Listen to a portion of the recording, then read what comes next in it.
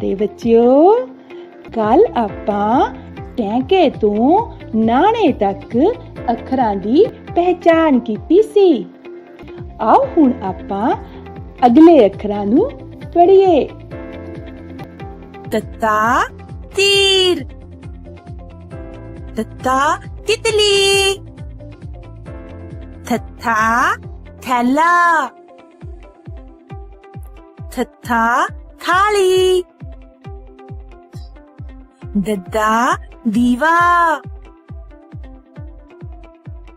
दद्दा दंड, दद्दा धागा, दद्दा धोबी, नन्ना नारियल, नन्ना नाशपति, तत्ता थत्था दद्दा दद्दा नन्ना प्यारेओ, पढ़ो लिखो तुसी मावां दे दुलारेओ। तत्ता थत्था दद्दा दद्दा नन्ना प्यारेओ, पढ़ो लिखो तुसी मावां दे दुलारेओ। आओ हुण आपां कीते होए काम दी दोहराई कर लैंदे हां। तत्ता तीर, तत्ता तितली, थत्था थैला, थत्था थाली, दद्दा दीवा, दद्दा दंड, दद्दा धागा, दद्दा धोबी, नन्ना नारियल, नन्ना नाशपति, तत्ता थत्था दद्दा दद्दा नन्ना प्यारेओ, पढ़ो लिखो तुसी मावां दे दुलारेओ। तत्ता थत्था दद्दा दद्दा नन्ना प्यारेओ, पढ़ो लिखो तुसी मावां दे दुलारेओ।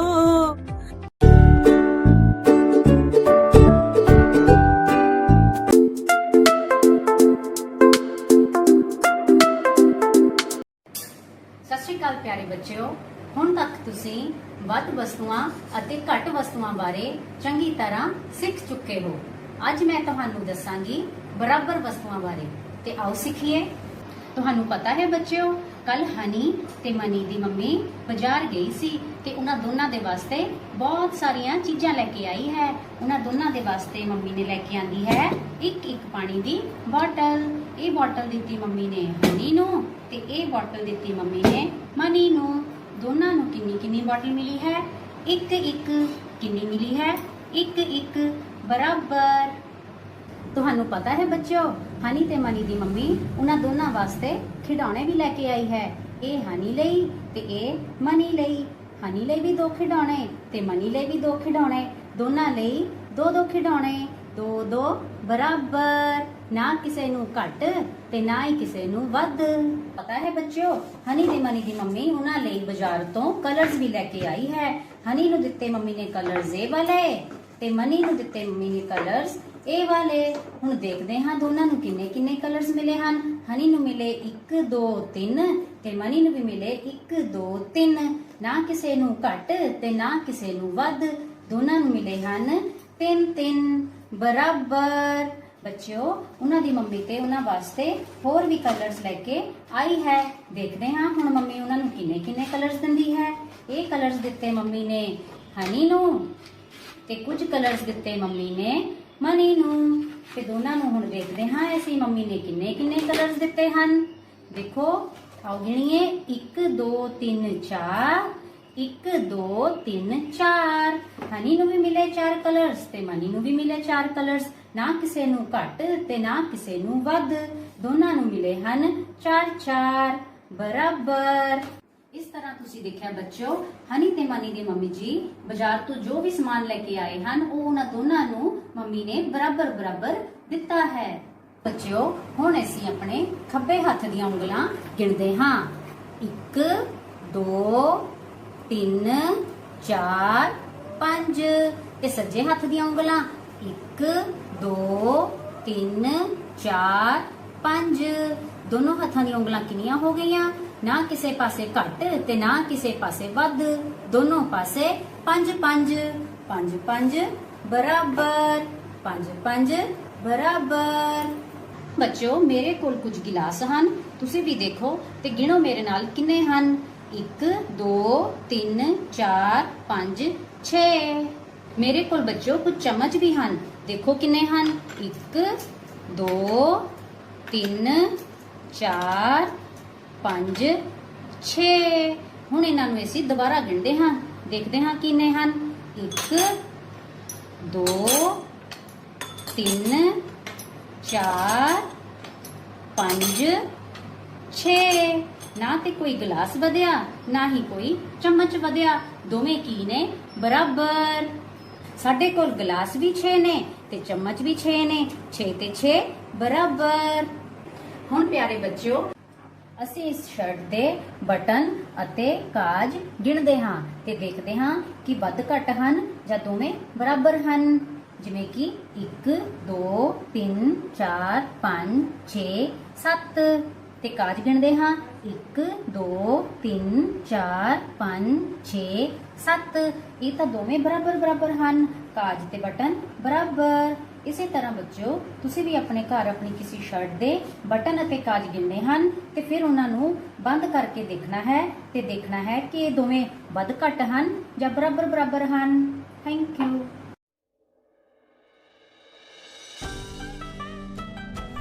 Hello students, today I have an exercise for you.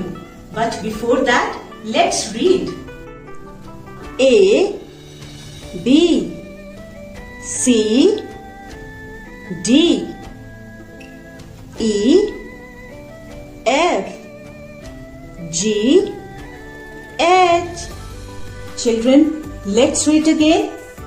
F, B, H, C, D, E, G, A. Children, will you help me to rearrange the letters from A to H? Okay. Then, which letter will come first? Yes, A. Where is A? A. A. Now, A, B. Yes, children. B. Next letter is C. Very nice. C. A, B, C, D. Very good, children. You know it. D. Now, A, B, C, D, E. Where is E? It is here. E. F. Now let's see. F. Yes. F. E. F. G. G. Yes, children. Very nice. Now, G, H. Very good, children. Let's read once again. Let's read again. A, B, C, D, E, F, G, H. We have done it. It's homework time. Children, write A to H in your notebook. Keep learning. Thank you.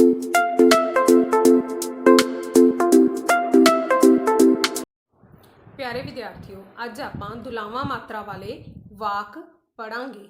ਇਸ ਮਾਤਰਾ ਬਾਰੇ ਤੁਸੀਂ ਪਹਿਲਾਂ ਹੀ ਜਾਣਕਾਰੀ ਪ੍ਰਾਪਤ ਕਰ ਚੁੱਕੇ ਹੋ। ਇਸ ਮਾਤਰਾ ਵਿੱਚੋਂ ਐ ਦੀ ਆਵਾਜ਼ ਆਉਂਦੀ ਹੈ ਅਤੇ ਇਹ ਮਾਤਰਾ ਅੱਖਰ ਦੇ ਉੱਪਰ ਲੱਗਦੀ ਹੈ।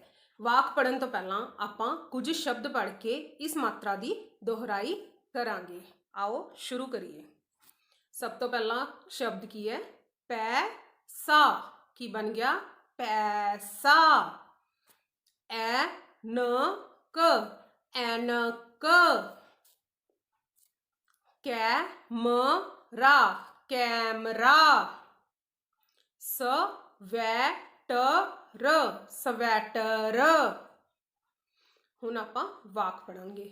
ਐਤਵਾਰ ਐਤਵਾਰ। ਦਾ ਦਿਨ ਦਿਨ ਸੀ ਐਤਵਾਰ ਦਾ ਦਿਨ ਸੀ। ਅਗਲਾ ਵਾਕ ਇਹ ਇਹ। ਸ਼ੈਲੀ ਸ਼ੈਲੀ। ਦੀ ਐਨਕ ਐਨਕ ਹੈ ਇਹ ਸ਼ੈਲੀ ਦੀ ਐਨਕ ਹੈ। ਅਗਲਾ ਵਾਕ ਹੈਦਰ ਹੈਦਰ। ਸ਼ੈਲੀ ਸ਼ੈਲੀ। ਦਾ ਭਰਾ ਭਰਾ ਹੈ ਹੈਦਰ ਸ਼ੈਲੀ ਦਾ ਭਰਾ ਹੈ।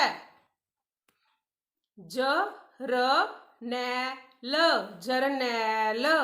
Tractor tractor. ਚਲਾ ਚਲਾ। ਰਿਹਾ ਰਿਹਾ ਹੈ ਜਰਨੈਲ ਟਰੈਕਟਰ ਚਲਾ ਰਿਹਾ ਹੈ। ਅਸੀਂ ਅਸੀਂ। Television television. ਵੇਖ ਵੇਖ। ਰਹੇ ਰਹੇ ਸੀ ਅਸੀਂ ਟੈਲੀਵਿਜ਼ਨ ਵੇਖ ਰਹੇ ਸੀ। ਅਗਲਾ ਵਾਕ ਨੇੜੇ ਨੇੜੇ। ਹੀ ਟਿਊਬਵੈੱਲ ਟਿਊਬਵੈੱਲ। ਚੱਲ ਚੱਲ। ਰਿਹਾ ਰਿਹਾ ਸੀ ਨੇੜੇ ਹੀ ਟਿਊਬਵੈੱਲ ਚੱਲ ਰਿਹਾ ਸੀ। ਅਗਲਾ ਵਾਕ ਬੱਚੇ ਬੱਚੇ। ਤੈਰ ਤੈਰ। ਰਹੇ ਰਹੇ ਸਨ ਸਨ ਬੱਚੇ ਤੈਰ ਰਹੇ ਸਨ। ਹਵਾ ਹਵਾ। ਨਾਲ ਨਾਲ। ਲਾਲ ਲਾਲ। ਟੈਣ ਟੈਣ। ਬੁਝ ਬੁਝ। ਗਈ ਗਈ। ਹਵਾ ਨਾਲ ਲਾਲਟੈਨ ਬੁਝ ਗਈ। ਧੰਨਵਾਦ।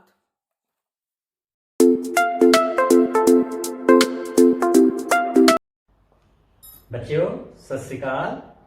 ਬੱਚਿਓ ਅੱਜ ਅਸੀਂ ਸੰਖਿਆ ਵਿੱਚ ਲੁਕੇ ਹੋਏ ਉਸਦੇ ਅੰਕਾਂ ਦੇ ਸਥਾਨਕ ਮੁੱਲ ਬਾਰੇ ਜਾਣਾਂਗੇ। ਬੱਚਿਓ ਸਾਡੇ ਕੋਲ ਸੰਖਿਆ ਹੈ 27। 27 ਨੂੰ ਅਸੀਂ ਮਾਨ ਕਾਰਡ ਨਾਲ ਦੇਖਦੇ ਹਾਂ ਤਾਂ ਸਾਡੇ ਕੋਲ ਸੰਖਿਆ ਹੈ 27। 27 ਦੇ ਵਿੱਚ ਇਕਾਈ ਦੇ ਸਥਾਨ ਦੇ ਉੱਪਰ ਅੰਕ 7 ਹੈ ਤਾਂ ਸਥਾਨਕ ਮੁੱਲ ਸਾਰਣੀ ਦੇ ਵਿੱਚ ਅਸੀਂ ਇਕਾਈ ਦੇ ਸਥਾਨ ਤੇ ਅੰਕ 7 ਰੱਖਾਂਗੇ। ਇਸੇ ਤਰ੍ਹਾਂ ਦਹਾਈ ਦੇ ਸਥਾਨ ਦੇ ਉੱਪਰ ਅੰਕ ਹੈ 2 ਤਾਂ ਅਸੀਂ ਸਥਾਨਕ ਮੁੱਲ ਸਾਰਣੀ ਦੇ ਵਿੱਚ ਦਹਾਈ ਦੇ ਸਥਾਨ ਤੇ ਅੰਕ 2 ਰੱਖਾਂਗੇ। ਬੱਚਿਓ ਇਕਾਈ ਦੇ ਲਈ ਅਸੀਂ 1 ਰੁਪਏ ਦੇ ਨੋਟਾਂ ਦੀ ਵਰਤੋਂ ਕਰਦੇ ਹਾਂ। ਸਾਡੇ ਕੋਲ ਇਕਾਈ ਦੇ ਸਥਾਨ ਤੇ 7 ਦਾ ਅੰਕ ਹੈ ਤਾਂ ਅਸੀਂ 1 ਰੁਪਏ ਦੇ 7 ਨੋਟ ਲਵਾਂਗੇ। 1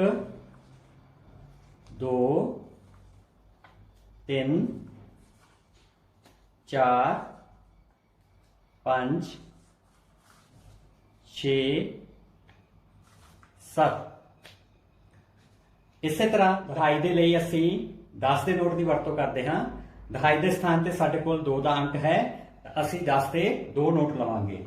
1 2। ਬੱਚਿਓ ਆਓ ਹੁਣ ਅਸੀਂ ਸੰਖਿਆ 27 ਦੇ ਵਿੱਚ ਇਸ ਦੇ ਅੰਕਾਂ ਦੇ ਸਥਾਨਕ ਮੁੱਲ ਬਾਰੇ ਜਾਣਦੇ ਹਾਂ। ਸਾਡੇ ਕੋਲ ਇਕਾਈ ਦੇ ਸਥਾਨ ਤੇ 7 ਅੰਕ ਹੈ ਤੇ ਇਸ ਦੇ ਲਈ ਅਸੀਂ 1 ਰੁਪਏ ਦੇ 7 ਨੋਟ ਲਏ ਹਨ ਜਿਨ੍ਹਾਂ ਦਾ ਮੁੱਲ ਹੈ 7 ਰੁਪਏ। ਤਾਂ ਇਸ ਤਰ੍ਹਾਂ 7 ਦਾ ਸਥਾਨਕ ਮੁੱਲ ਹੋ ਗਿਆ 7। ਇਸੇ ਤਰ੍ਹਾਂ ਦਹਾਈ ਦੇ ਸਥਾਨ ਤੇ ਸਾਡੇ ਕੋਲ ਅੰਕ 2 ਹੈ ਜਿਸ ਲਈ ਅਸੀਂ 10-10 ਦੇ 2 ਨੋਟ ਲਏ ਹਨ ਜਿਸ ਦਾ ਮੁੱਲ ਹੈ 20 ਰੁਪਏ। ਇਸ ਲਈ 2 ਦਾ ਸਥਾਨਕ ਮੁੱਲ ਹੋ ਗਿਆ 20। ਆਓ ਹੁਣ ਆਪਾਂ ਇਸ ਨੂੰ ਮਾਨ ਕਾਰਡ ਰਾਹੀਂ ਦੇਖਦੇ ਹਾਂ। ਤਾਂ ਜਦੋਂ ਅਸੀਂ ਮਾਨ ਕਾਰਡ ਨੂੰ ਖੋਲਿਆ ਤਾਂ ਸਾਡੇ ਕੋਲ ਆ ਗਿਆ ਇਕਾਈ ਦੇ 7 ਦਾ ਸਥਾਨਕ ਮੁੱਲ 7 ਅਤੇ ਦਹਾਈ ਦੇ 2 ਦਾ ਸਥਾਨਕ ਮੁੱਲ 20। ਇਸ ਤਰ੍ਹਾਂ ਬੱਚਿਓ ਕਿਸੇ ਸੰਖਿਆ ਦੇ ਵਿੱਚ ਹੀ ਉਸ ਦੇ ਅੰਕਾਂ ਦਾ ਸਥਾਨਕ ਮੁੱਲ ਲੁਕਿਆ ਹੁੰਦਾ ਹੈ। ਬੱਚਿਓ ਸਾਡੇ ਕੋਲ ਦੂਸਰੀ ਸੰਖਿਆ ਹੈ 54। 54 ਨੂੰ ਅਸੀਂ ਮਾਨ ਕਾਰਡ ਨਾਲ ਦੇਖਦੇ ਹਾਂ।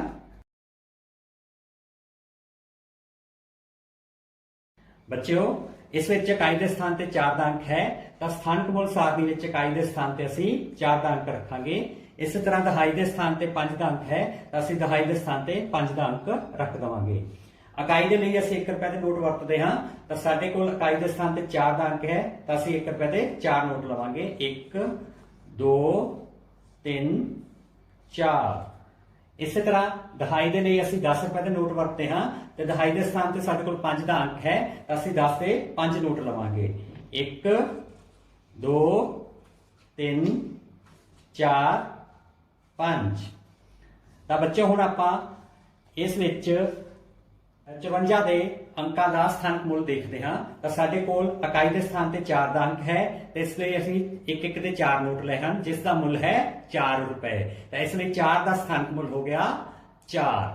ਇਸੇ ਤਰ੍ਹਾਂ 5 ਦੇ ਲਈ ਅਸੀਂ 10 ਦੇ 5 ਨੋਟ ਲਏ ਹਨ ਜਿਸ ਦਾ ਮੁੱਲ ਹੈ 50 ਰੁਪਏ। ਇਸ ਲਈ ਦਹਾਈ ਦੇ ਅੰਕ 5 ਦਾ ਸਥਾਨਕ ਮੁੱਲ ਹੋ ਗਿਆ 50। ਹੁਣ ਅਸੀਂ ਇਸ ਨੂੰ ਮਾਨ ਕਾਰਡ ਰਾਹੀਂ ਦੇਖਾਂਗੇ ਤਾਂ ਦੇਖੋ ਸਾਡੇ ਕੋਲ ਆ ਗਿਆ ਇਕਾਈ ਦੇ 4 ਦਾ ਸਥਾਨਕ ਮੁੱਲ 4 ਅਤੇ ਦਹਾਈ ਦੇ 5 ਦਾ ਸਥਾਨਕ ਮੁੱਲ 50।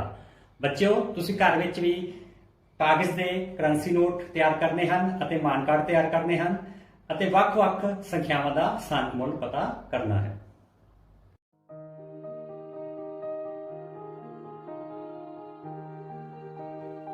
Hello kids, let's learn about ball sound A. Today we will make some words with sound app. Let's read with me kids. K app, cap, cap. M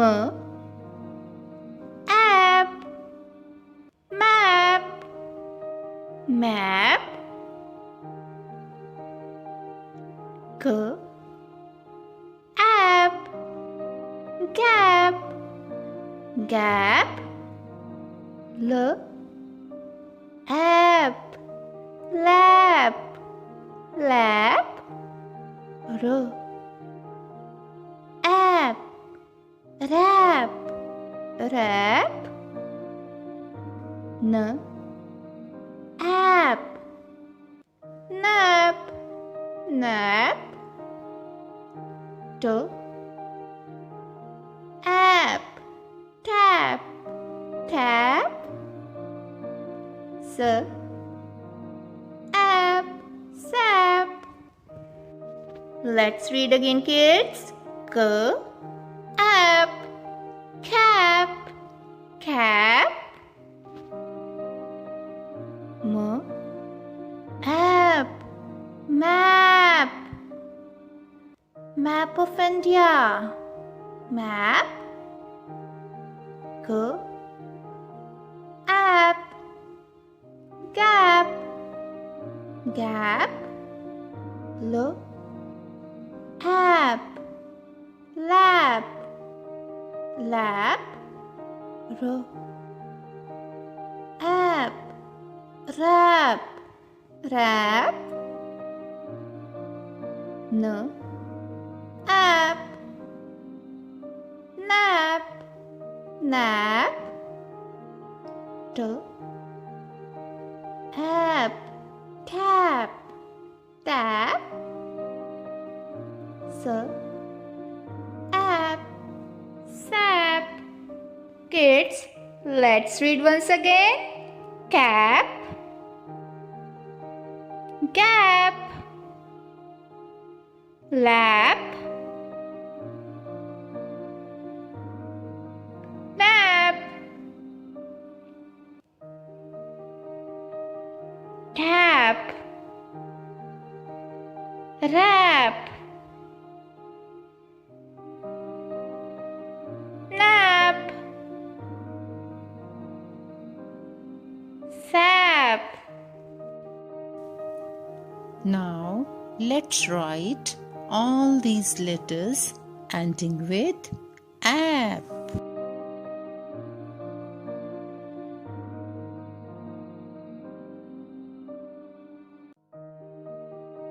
cap,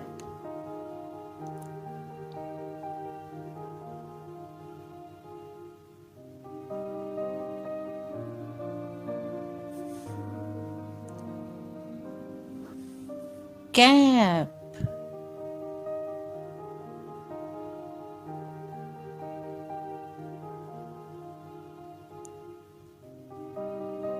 gap,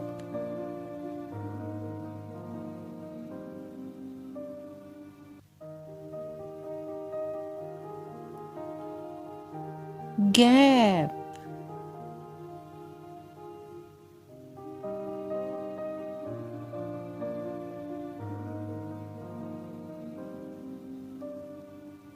lap,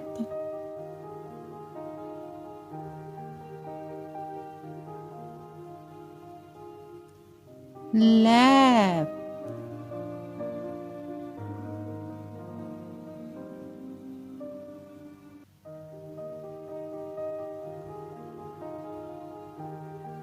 map,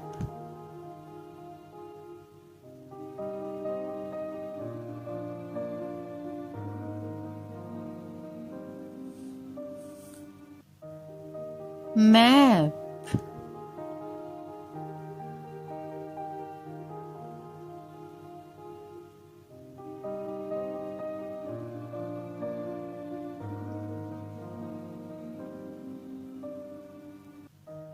tap,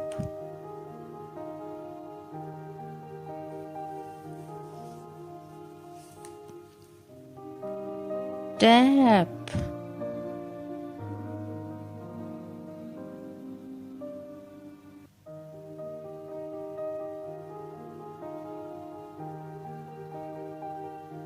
nap,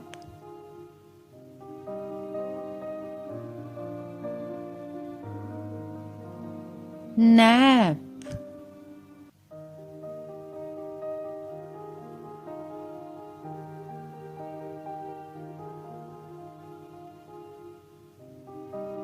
wrap,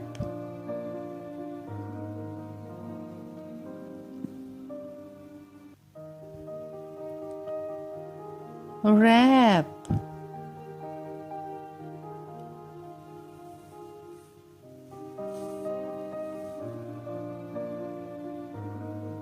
sap,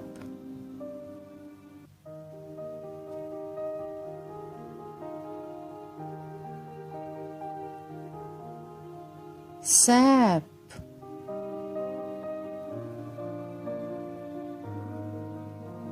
children, try to write all these letters in your notebook. Keep learning. Thank you. जमात तीजी पाठ 4 ਦੀਪੂ ਨੇ ਛੁੱਟੀ ਲਈ। ਬੱਚਿਓ ਅੱਜ ਆਪਾਂ ਪਾਠ 4 ਦੀਪੂ ਨੇ ਛੁੱਟੀ ਲਈ ਦੇ ਪਾਠ ਅਭਿਆਸ ਵਿੱਚੋਂ ਪ੍ਰਸ਼ਨਾਂ ਦੇ ਉੱਤਰ ਕਰਾਂਗੇ। ਪਿਆਰੇ ਬੱਚਿਓ ਪਹਿਲਾ ਪ੍ਰਸ਼ਨ ਹੈ ਦੀਪੂ ਸਕੂਲ ਕਿਉਂ ਨਹੀਂ ਜਾਣਾ ਚਾਹੁੰਦਾ ਸੀ। ਬੱਚਿਓ ਪਾਠ ਵਿੱਚ ਆਪਾਂ ਪੜ੍ਹਿਆ ਸੀ ਕਿ ਦੀਪੂ ਦਾ ਮਨ ਹਮੇਸ਼ਾ ਹੀ ਖੇਡਣ ਨੂੰ ਕਰਦਾ ਸੀ। ਉਹ ਨਹੀਂ ਸੀ ਚਾਹੁੰਦਾ ਕਿ ਮੈਂ ਸਕੂਲ ਜਾਵਾਂ, ਉਸਦਾ ਮਨ ਕਰਦਾ ਸੀ ਕਿ ਮੈਂ ਖੇਡਦਾ ਰਵਾਂ। ਤਾਂ ਬੱਚਿਓ ਇਸ ਪ੍ਰਸ਼ਨ ਦਾ ਉੱਤਰ ਹੈ ਦੀਪੂ ਦਾ ਮਨ ਪੜ੍ਹਾਈ ਵਿੱਚ ਨਹੀਂ ਲੱਗਦਾ ਸੀ, ਇਸ ਲਈ ਉਹ ਸਕੂਲ ਨਹੀਂ ਜਾਣਾ ਚਾਹੁੰਦਾ ਸੀ। ਪ੍ਰਸ਼ਨ 2 ਮਧੂਮੱਖੀਆਂ ਦੀਪੂ ਨਾਲ ਕਿਉਂ ਨਹੀਂ ਖੇਡਣਾ ਚਾਹੁੰਦੀਆਂ ਸਨ। ਬੱਚਿਓ ਦੀਪੂ ਨੇ ਮਧੂਮੱਖੀਆਂ ਨੂੰ ਕਿਹਾ ਕਿ ਆਓ ਆਪਾਂ ਖੇਡਦੇ ਹਾਂ, ਪਰ ਮਧੂਮੱਖੀਆਂ ਆਪਣੇ ਕੰਮ ਵਿੱਚ ਰੁੱਝੀਆਂ ਹੋਈਆਂ ਸਨ। ਉਹਨਾਂ ਨੇ ਦੀਪੂ ਨਾਲ ਆ ਕੇ ਖੇਡਣ ਤੋਂ ਸਾਫ਼ ਮਨਾ ਕਰ ਦਿੱਤਾ। ਤੇ ਇਸ ਪ੍ਰਸ਼ਨ ਦੇ ਉੱਤਰ ਵਿੱਚ ਆਪਾਂ ਕੀ ਲਿਖਾਂਗੇ? ਮਧੂਮੱਖੀਆਂ ਨੇ ਸ਼ਹਿਦ ਇਕੱਠਾ ਕਰਨਾ ਸੀ, ਇਸ ਲਈ ਉਹ ਦੀਪੂ ਨਾਲ ਖੇਡਣਾ ਨਹੀਂ ਚਾਹੁੰਦੀਆਂ ਸਨ। ਪ੍ਰਸ਼ਨ 3 ਦੀਪੂ ਨੇ ਚਿੜੀ ਨੂੰ ਕੀ ਕਿਹਾ? ਪਿਆਰੇ ਬੱਚਿਓ ਜਿਵੇਂ ਦੀਪੂ ਨੇ ਪੰਛੀਆਂ ਨੂੰ, ਮਧੂਮੱਖੀ ਨੂੰ, ਕੀੜੀ ਨੂੰ ਕਿਹਾ ਸੀ ਕਿ ਮੇਰੇ ਨਾਲ ਆ ਕੇ ਖੇਡੋ, ਇਸੇ ਤਰੀਕੇ ਨਾਲ ਦੀਪੂ ਨੇ ਖੇਡਣ ਲਈ ਚਿੜੀ ਨੂੰ ਵੀ ਕਿਹਾ ਸੀ। ਤੇ ਇਸ ਪ੍ਰਸ਼ਨ ਦੇ ਉੱਤਰ ਨੂੰ ਆਪਾਂ ਇੱਦਾਂ ਲਿਖਾਂਗੇ ਦੀਪੂ ਨੇ ਚਿੜੀ ਨੂੰ ਕਿਹਾ ਆ ਭੈਣੇ ਚਿੜੀਏ ਆਪਾਂ ਦੋਵੇਂ ਖੇਡੀਏ। ਦੀਪੂ ਨੇ ਚਿੜੀ ਨੂੰ ਕਿਹਾ, ਆ ਭੈਣੇ ਚਿੜੀਏ, ਆਪਾਂ ਦੋਵੇਂ ਖੇਡੀਏ। ਪ੍ਰਸ਼ਨ 4, ਦੀਪੂ ਕਿਉਂ ਉਦਾਸ ਹੋ ਗਿਆ? ਬੱਚਿਓ, ਜਿਵੇਂ ਕਿ ਤੁਹਾਨੂੰ ਪਤਾ ਹੈ, ਜਦੋਂ ਤੁਸੀਂ ਖੇਡਣਾ ਚਾਹੁੰਦੇ ਹੋ ਆਪਣੇ ਦੋਸਤਾਂ ਨਾਲ, ਆਪਣੇ ਭੈਣ ਭਰਾਵਾਂ ਦੇ ਨਾਲ, ਪਰ ਉਹ ਤੁਹਾਡੇ ਨਾਲ ਖੇਡਣ ਨੂੰ ਰਾਜ਼ੀ ਨਾ ਹੋਣ ਅਤੇ ਸਾਫ਼ ਮਨਾ ਕਰ ਦੇਣ, ਤਾਂ ਤੁਹਾਡਾ ਉਦਾਸ ਹੋਣਾ ਜਾਇਜ਼ ਹੈ। ਤੁਸੀਂ ਉਦਾਸ ਹੋ ਜਾਓਗੇ। ਇਸੇ ਤਰ੍ਹਾਂ ਪਾਠ ਵਿੱਚ ਦੀਪੂ ਨੇ ਮਧੂ ਮੱਖੀਆਂ ਨੂੰ, ਕੀੜੀ ਨੂੰ, ਚਿੜੀ ਨੂੰ ਕਿਹਾ, ਆਓ ਆਪਾਂ ਖੇਡੀਏ, ਪਰ ਸਭ ਆਪਣੇ ਆਪਣੇ ਕੰਮਾਂ ਵਿੱਚ ਰੁੱਝੇ ਹੋਏ ਸੀ। ਕੋਈ ਵੀ ਉਸ ਨਾਲ ਖੇਡਣਾ ਨਹੀਂ ਚਾਹੁੰਦਾ ਸੀ ਕਿਉਂਕਿ ਉਹ ਕੰਮ ਕਰ ਰਹੇ ਸਨ। ਤਾਂ ਇਸ ਪ੍ਰਸ਼ਨ ਦਾ ਉੱਤਰ ਕੀ ਹੋਏਗਾ ਬੱਚੋ? ਦੀਪੂ ਇਸ ਲਈ ਉਦਾਸ ਹੋ ਗਿਆ ਕਿਉਂਕਿ ਕੋਈ ਵੀ ਉਸ ਨਾਲ ਖੇਡਣ ਲਈ ਤਿਆਰ ਨਹੀਂ ਸੀ। ਬੱਚਿਓ, ਇਸ ਪਾਠ ਵਿੱਚ ਆਪਾਂ ਦੇਖਿਆ ਕਿ ਦੀਪੂ ਆਪਣਾ ਮਨ ਪੜ੍ਹਾਈ 'ਚ ਹਟਾ ਕੇ ਖੇਡਣ ਚਲਾਉਂਦਾ ਸੀ ਅਤੇ ਉਸਦਾ ਮਨ ਕਦੇ ਵੀ ਪੜ੍ਹਾਈ ਨੂੰ ਨਹੀਂ ਸੀ ਕਰਦਾ। ਉਹ ਚਾਹੁੰਦਾ ਸੀ ਕਿ ਉਹ ਹਰ ਵੇਲੇ ਖੇਡਦਾ ਰਹੇ। ਲੇਕਿਨ ਜਦੋਂ ਉਸਨੇ ਦੇਖਿਆ ਕਿ ਮਧੂ ਮੱਖੀਆਂ, ਚਿੜੀ ਅਤੇ ਕੀੜੀ ਅਤੇ ਮੋਤੀ ਕੁੱਤੇ ਨੇ ਉਸ ਨਾਲ ਖੇਡਣ ਤੋਂ ਜਵਾਬ ਦੇ ਦਿੱਤਾ ਹੈ, ਤਾਂ ਉਸਨੂੰ ਪਤਾ ਲੱਗ ਗਿਆ ਕਿ ਨਹੀਂ, ਕੰਮ ਕਰਨਾ ਚਾਹੀਦਾ ਹੈ ਤਾਂ ਮਨ ਲਗਾ ਕੇ ਕਰੋ। ਬੱਚਿਓ, ਇਹ ਸਨ ਪਾਠ 4 ਦੀਪੂ ਨੇ ਛੁੱਟੀ ਲਈ। ਪਾਠ ਅਭਿਆਸ ਪ੍ਰਸ਼ਨਾਂ ਦੇ ਉੱਤਰ। ਮੈਨੂੰ ਉਮੀਦ ਹੈ ਕਿ ਤੁਸੀਂ ਸਭ ਨੇ ਇਹਨਾਂ ਚਾਰਾਂ ਹੀ ਪ੍ਰਸ਼ਨਾਂ ਦੇ ਉੱਤਰਾਂ ਨੂੰ ਚੰਗੀ ਤਰ੍ਹਾਂ ਸਮਝ ਲਿਆ ਹੈ। ਘਰ ਦਾ ਕੰਮ। ਇਹਨਾਂ ਪ੍ਰਸ਼ਨਾਂ ਨੂੰ ਉੱਤਰਾਂ ਸਮੇਤ ਸੁੰਦਰ ਲਿਖਾਈ ਵਿੱਚ ਲਿਖੋ ਅਤੇ ਯਾਦ ਕਰੋ। ਪਿਆਰੇ ਬੱਚਿਓ, ਅੱਜ ਆਪਾਂ ਘੱਟ ਮੁੱਲ ਦੀ ਵਸਤੂ ਅਤੇ ਵੱਧ ਮੁੱਲ ਦੀ ਵਸਤੂ ਦੁਆਰਾ ਸਭ ਤੋਂ ਛੋਟੀ ਸੰਖਿਆ, ਸਭ ਤੋਂ ਵੱਡੀ ਸੰਖਿਆ ਬਾਰੇ ਜਾਣਕਾਰੀ ਹਾਸਿਲ ਕਰਾਂਗੇ। ਪਿਆਰੇ ਬੱਚਿਓ, ਇੱਥੇ ਆਪਣੇ ਕੋਲ 3 ਵਸਤੂਆਂ ਪਈਆਂ ਹਨ। ਪਰਸ ਦੀ ਕੀਮਤ 458 ਰੁਪਏ, ਘੜੀ ਦੀ ਕੀਮਤ 584 ਰੁਪਏ ਅਤੇ ਐਨਕ ਦੀ ਕੀਮਤ 845 ਰੁਪਏ ਹੈ। ਆਓ ਕਰੰਸੀ ਨੋਟਾਂ ਦੀ ਮਦਦ ਨਾਲ ਇਹਨਾਂ ਦੀ ਕੀਮਤ ਦੇਖੀਏ। ਬੱਚਿਓ, ਪਰਸ ਵਾਲੇ ਪਾਸੇ ਆਪਣੇ ਕੋਲ 100, 200, 300 ਅਤੇ 400 ਰੁਪਏ, 5 ਦਹਾਈਆਂ, 8 ਇਕਾਈਆਂ ਹਨ ਅਤੇ ਘੜੀ ਵਾਲੇ ਪਾਸੇ 100, 200, 300, 400 ਅਤੇ 500 ਰੁਪਏ, 8 ਦਹਾਈਆਂ, 4 ਇਕਾਈਆਂ ਹਨ। ਐਨਕ ਵਾਲੇ ਪਾਸੇ 100, 200, 300, 400, 500, 600, 700 ਅਤੇ 800 ਰੁਪਏ, 4 ਦਹਾਈਆਂ ਅਤੇ 5 ਇਕਾਈਆਂ ਹਨ। ਹੁਣ ਆਪਾਂ ਦੇਖਦੇ ਹਾਂ ਕਿਸ ਵਸਤੂ ਨੂੰ ਖਰੀਦਣ ਲਈ ਸਭ ਤੋਂ ਜ਼ਿਆਦਾ 100 ਦੇ ਨੋਟ ਲੱਗੇ। Very good. ਐਨਕ ਵਾਲੇ ਪਾਸੇ 8 ਸੈਂਕੜੇ ਖਰਚਣੇ ਪਏ, ਇਸ ਲਈ ਐਨਕ ਦੀ ਕੀਮਤ ਸਭ ਤੋਂ ਵੱਧ ਹੈ। ਹੁਣ ਆਪਾਂ ਦੇਖਦੇ ਹਾਂ ਪਰਸ ਤੇ ਘੜੀ ਵਿੱਚੋਂ ਕਿਸ ਪਾਸੇ ਸਾਡੇ ਕੋਲ 100 ਦੇ ਘੱਟ ਨੋਟ ਹਨ। ਸ਼ਾਬਾਸ਼, ਇਸ ਦਾ ਮਤਲਬ ਪਰਸ ਜਿਹੜਾ ਹੈ ਉਹ ਸਭ ਤੋਂ ਘੱਟ ਮੁੱਲ ਦਾ ਹੈ। ਹੁਣ ਦੇਖੀਏ ਇਹਨਾਂ ਵਿੱਚੋਂ ਕਿਹੜੀ ਸੰਖਿਆ ਵੱਡੀ ਹੈ। Very good. ਜਿਸ ਪਾਸੇ ਵੱਧ ਪੈਸੇ ਖਰਚ ਹੋਏ ਉਹੀ ਸੰਖਿਆ ਵੱਡੀ ਹੈ। ਐਨਕ ਵਾਲੇ ਪਾਸੇ ਵਾਲੀ ਸੰਖਿਆ 845 ਵੱਡੀ ਸੰਖਿਆ ਹੈ ਅਤੇ ਕਿਹੜੀ ਵਸਤੂ ਦੀ ਕੀਮਤ ਘੱਟ ਸੀ? ਪਰਸ ਦੀ। ਇਸ ਦਾ ਮਤਲਬ ਛੋਟੀ ਸੰਖਿਆ ਪਰਸ ਵਾਲੀ ਕੀਮਤ ਵਾਲੀ ਸੰਖਿਆ 458 ਹੈ। ਪਿਆਰੇ ਬੱਚਿਓ, ਆਪਣੇ ਕੋਲ ਇੱਥੇ 3 ਵਸਤੂਆਂ ਪਈਆਂ ਹਨ। ਐਨਕ ਦੀ ਕੀਮਤ 271 ਰੁਪਏ, ਪਰਸ ਦੀ ਕੀਮਤ 712 ਰੁਪਏ ਅਤੇ ਘੜੀ 721 ਰੁਪਏ ਦੀ ਹੈ। ਆਓ ਕਰੰਸੀ ਨੋਟਾਂ ਦੀ ਮਦਦ ਨਾਲ ਇਹਨਾਂ ਦੀ ਕੀਮਤ ਦੇਖੀਏ। ਐਨਕ ਵਾਲੇ ਪਾਸੇ ਸਾਡੇ ਕੋਲ 100, 200 ਰੁਪਏ, 7 ਦਹਾਈਆਂ ਅਤੇ 1 ਇਕਾਈ ਹੈ। ਪਰਸ ਵਾਲੇ ਪਾਸੇ ਸਾਡੇ ਕੋਲ 100, 200, 300, 400, 500, 600 ਅਤੇ 700 ਰੁਪਏ, 1 ਦਹਾਈ, 2 ਇਕਾਈਆਂ ਹਨ।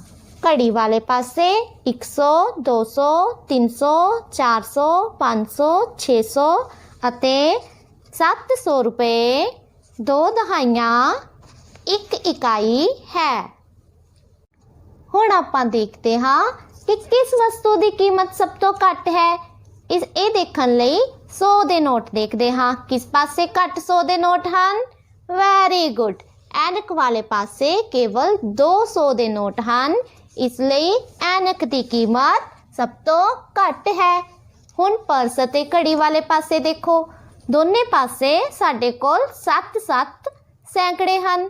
ਹੁਣ ਦਹਾਈਆਂ ਦੀ ਵਾਰੀ, ਕਿਸ ਪਾਸੇ ਵੱਧ ਦਹਾਈਆਂ ਹਨ? Very good. ਘੜੀ ਵਾਲੇ ਪਾਸੇ ਸਾਡੇ ਕੋਲ ਵੱਧ ਦਹਾਈਆਂ ਹਨ, ਇਸ ਲਈ ਘੜੀ ਦੀ ਕੀਮਤ ਸਭ ਤੋਂ ਵੱਧ ਹੈ। ਪਿਆਰੇ ਬੱਚਿਓ, ਹੁਣ ਆਪਾਂ ਦੇਖਦੇ ਹਾਂ ਕਿਹੜੀ ਸੰਖਿਆ ਵੱਡੀ ਹੈ ਅਤੇ ਕਿਹੜੀ ਸੰਖਿਆ ਇਹਨਾਂ ਵਿੱਚੋਂ ਛੋਟੀ ਹੈ। ਜਿਹੜੀ ਵਸਤੂ ਦੀ ਕੀਮਤ ਸਭ ਤੋਂ ਘੱਟ ਸੀ ਬੱਚਿਓ, ਉਹੀਓ ਵਾਲੀ ਸੰਖਿਆ ਜਿਹੜੀ ਹੈ ਉਹ ਸਭ ਤੋਂ ਛੋਟੀ ਸੰਖਿਆ ਹੈ, ਇਸ ਲਈ 271 ਸਭ ਤੋਂ ਛੋਟੀ ਸੰਖਿਆ ਹੈ ਅਤੇ ਘੜੀ ਦੀ ਕੀਮਤ ਵਾਲੀ ਸੰਖਿਆ 721 ਜਿਹੜੀ ਹੈ ਉਹ ਸਾਡੀ ਵੱਡੀ ਸੰਖਿਆ ਹੈ। ਬੱਚਿਓ, ਆਪਣੀਆਂ ਕਾਪੀਆਂ ਉੱਪਰ ਤੁਸੀਂ ਪੰਨਾ ਨੰਬਰ 28 ਤੋਂ ਤੀਸਰਾ ਸਵਾਲ ਇਸ ਪ੍ਰਕਾਰ ਕਰਨਾ ਹੈ। ਸਭ ਤੋਂ ਛੋਟੀ ਸੰਖਿਆ ਨੂੰ ਛੋਟੀ ਮੱਛੀ ਦੇ ਵਿੱਚ ਅਤੇ ਵੱਡੀ ਸੰਖਿਆ ਨੂੰ ਵੱਡੀ ਮੱਛੀ ਦੇ ਵਿੱਚ ਲਿਖਣਾ ਹੈ। ਬੱਚਿਓ, ਆਪਣੀ ਕਿਤਾਬ ਦੇ ਪੰਨਾ ਨੰਬਰ 28 ਤੋਂ ਤੁਸੀਂ ਤੀਸਰਾ ਸਵਾਲ ਘਰ ਦੇ ਕੰਮ ਵਿੱਚ ਕਰਨਾ ਹੈ। ਇਸ ਦੇ 2 ਭਾਗ ਮੈਂ ਤੁਹਾਨੂੰ ਕਰਕੇ ਦਿਖਾ ਦਿੱਤੇ ਹਨ, ਬਾਕੀ ਸਾਰੇ ਸਵਾਲ ਤੁਸੀਂ ਆਪ ਹੱਲ ਕਰਨੇ ਹਨ। ਧੰਨਵਾਦ।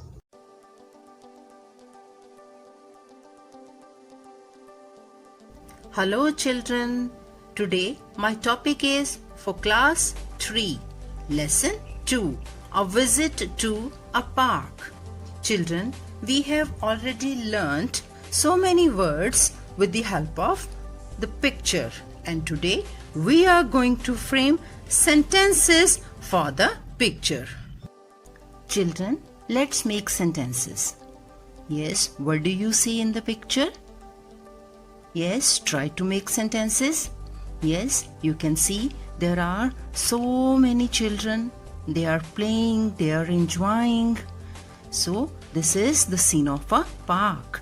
And for this picture, we can write, there is a park. There is a park. This is the scene of a park. So, we can write, there is a park. Next, yes, we can write, there are many children. Yes, you can see there are many children. A boy, a girl, they are flying kite. A boy, he's riding bicycle. These 2 boys, they are enjoying slide. A girl is there, she's enjoying swing. Many children are there. So we can write, there are many children. Many more than one. There are many children. Okay, moving further. What do you see? Yes, there is a big tree. We can write, there is a big tree. Yes, here it is. There is a big tree. There is a big tree. Yes. Next, what do you see in the picture? Yes, we can write, the sun is shining in the sky. You can see the sun is shining in the sky. So we can write, the sun is shining in the sky. Yes, good. As you can see, there are many flowers. So we can write, there are many flowers. Yes, there are many flowers. Yes, children, we have made 5 sentences for the picture, but we can frame more sentences for this picture. We can write, there is a pool. Or we can write the kite is in the sky. Or the birds are flying in the sky. Yes, children are enjoying slide. What else? Yes, who is he? He is a gardener. We can write the gardener is watering the plants. Yes, we can write the gardener is watering the plants. What else? We can also write about this lady. A lady is sitting on the bench. Anything else? There are many plants. Or we can write the fountain is running. So we have learnt to make sentences with the help of picture. Let's revise all the sentences. The first is, there is a park.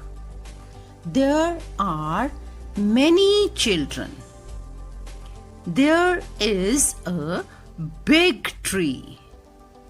The sun is shining in the sky.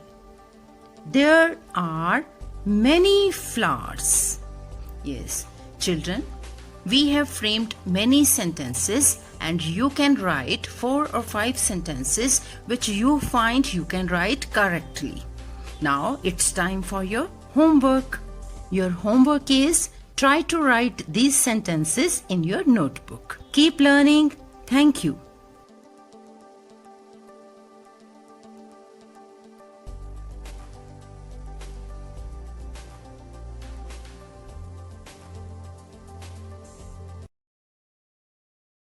ਪਿਆਰੇ ਵਿਦਿਆਰਥੀਓ, ਹੁਣ ਤੱਕ ਤੁਸੀਂ ਪੰਜਾਬੀ, ਗਣਿਤ ਤੇ ਅੰਗਰੇਜ਼ੀ ਵਿਸ਼ੇ ਬਾਰੇ ਸਮਝ ਚੁੱਕੇ ਹੋ ਤੇ ਹੁਣ ਅਸੀਂ ਵਾਤਾਵਰਣ ਸਿੱਖਿਆ ਦੇ ਉਸ ਪਾਠ ਬਾਰੇ ਚਰਚਾ ਕਰਾਂਗੇ ਜੋ ਤੁਹਾਨੂੰ ਬੜਾ ਹੀ ਪਸੰਦ ਹੈ। ਸੋਚੋ ਤੁਹਾਨੂੰ ਕਿਹੜੀ ਚੀਜ਼ ਸਭ ਤੋਂ ਵੱਧ ਪਸੰਦ ਹੈ। ਚਲੋ ਤੁਹਾਨੂੰ ਇੱਕ ਹੋਰ ਹਿੰਟ ਦਿੰਦਾ ਹਾਂ। ਅਗਰ ਤੁਹਾਨੂੰ ਸਕੂਲ ਵਿੱਚ 10 ਮਿੰਟ ਦਿੱਤੇ ਜਾਣ ਕਿ ਤੁਹਾਡਾ ਜੋ ਦਿਲ ਕਰਦਾ ਤੁਸੀਂ ਕਰੋ ਤਾਂ ਤੁਸੀਂ ਕੀ ਕਰੋਗੇ? ਕੁਝ ਬੱਚੇ ਡਰਾਇੰਗ ਕਰਨਗੇ, ਕੁਝ ਬੱਚੇ ਪੜ੍ਹਨਗੇ ਤੇ ਜ਼ਿਆਦਾਤਰ ਬੱਚੇ ਕੀ ਕਰਨਗੇ? ਖੇਡਣਗੇ। ਬਿਲਕੁਲ ਸਹੀ ਕਿਹਾ ਬੱਚਿਓ। ਸੋ ਬੱਚਿਓ, ਤੁਹਾਨੂੰ ਪਤਾ ਲੱਗ ਚੁੱਕਾ ਹੋਵੇਗਾ ਕਿ ਅੱਜ ਅਸੀਂ ਜਿਸ ਪਾਠ ਬਾਰੇ ਚਰਚਾ ਕਰਾਂਗੇ ਉਹ ਕਿਸ ਨਾਲ ਸੰਬੰਧਿਤ ਹੈ? ਖੇਡਾਂ ਨਾਲ ਸੰਬੰਧਿਤ ਹੈ। ਆਓ ਹੁਣ ਅਸੀਂ ਪਾਠ ਚੌਥਾ ਆਓ ਖੇਡੀਏ ਬਾਰੇ ਚਰਚਾ ਕਰੀਏ। ਪਿਆਰੇ ਵਿਦਿਆਰਥੀਓ, ਖੇਡਣਾ ਸਭ ਨੂੰ ਚੰਗਾ ਲੱਗਦਾ ਹੈ ਤੇ ਜਿਹੜੀ ਖੇਡਾਂ ਇਹ ਸਾਨੂੰ ਸਿਹਤਮੰਦ ਵੀ ਬਣਾਉਂਦੀਆਂ ਹਨ ਅਤੇ ਸਾਡਾ ਮਨੋਰੰਜਨ ਵੀ ਕਰਦੀਆਂ ਹਨ। ਇਸ ਲਈ ਹੀ ਇਹ ਵੀ ਕਿਹਾ ਜਾਂਦਾ ਹੈ ਕਿ ਪੜ੍ਹੋਗੇ ਲਿਖੋਗੇ ਤਾਂ ਬਣੋਗੇ ਨਵਾਬ, ਖੇਡੋਗੇ ਕੂਦੋਗੇ ਤਾਂ ਬਣੋਗੇ ਨਾਯਾਬ। ਬੱਚਿਓ, ਖੇਡਾਂ ਦੀ ਆਪਣੇ ਜ਼ਿੰਦਗੀ ਦੇ ਵਿੱਚ ਬਹੁਤ ਅਹਿਮੀਅਤ ਹੈ।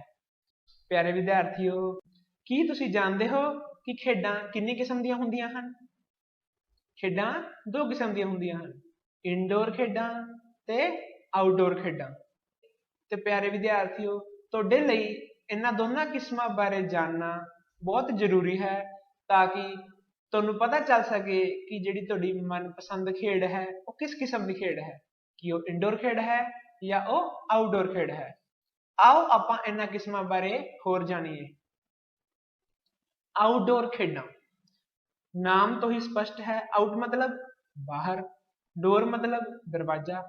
ਸੋ ਵਿਦਿਆਰਥੀਓ, ਜਿਹੜੀ ਖੇਡਾਂ ਦਰਵਾਜ਼ੇ ਤੋਂ ਬਾਹਰ ਖੁੱਲੇ ਮੈਦਾਨ ਵਿੱਚ ਖੇਡੀਆਂ ਜਾਂਦੀਆਂ ਹਨ ਉਹ ਹੁੰਦੀਆਂ ਹਨ ਆਊਟਡੋਰ ਖੇਡਾਂ। ਤੁਸੀਂ ਕ੍ਰਿਕਟ ਖੇਡਦੇ ਹੀ ਹੋਵੋਗੇ ਤੇ ਬੜੇ ਚੌਕੇ ਛੱਕੇ ਵੀ ਲਗਾਉਂਦੇ ਹੋਵੋਗੇ।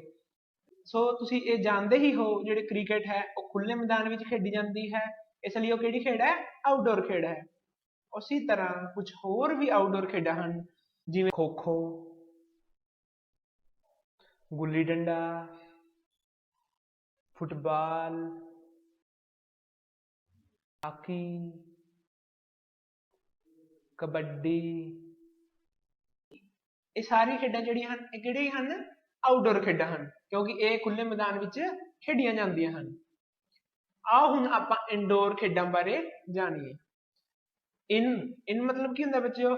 ਇਨ ਮਤਲਬ ਅੰਦਰ ਤੇ ਡੋਰ ਮਤਲਬ ਦਰਵਾਜ਼ਾ। ਸੋ ਜਿਹੜੀ ਖੇਡਾਂ ਦਰਵਾਜ਼ੇ ਦੇ ਅੰਦਰ ਕਮਰੇ ਦੇ ਵਿੱਚ ਖੇਡੀ ਜਾਂਦੀਆਂ ਹਨ ਉਹ ਹੁੰਦੀਆਂ ਹਨ ਇੰਡੋਰ ਖੇਡਾਂ।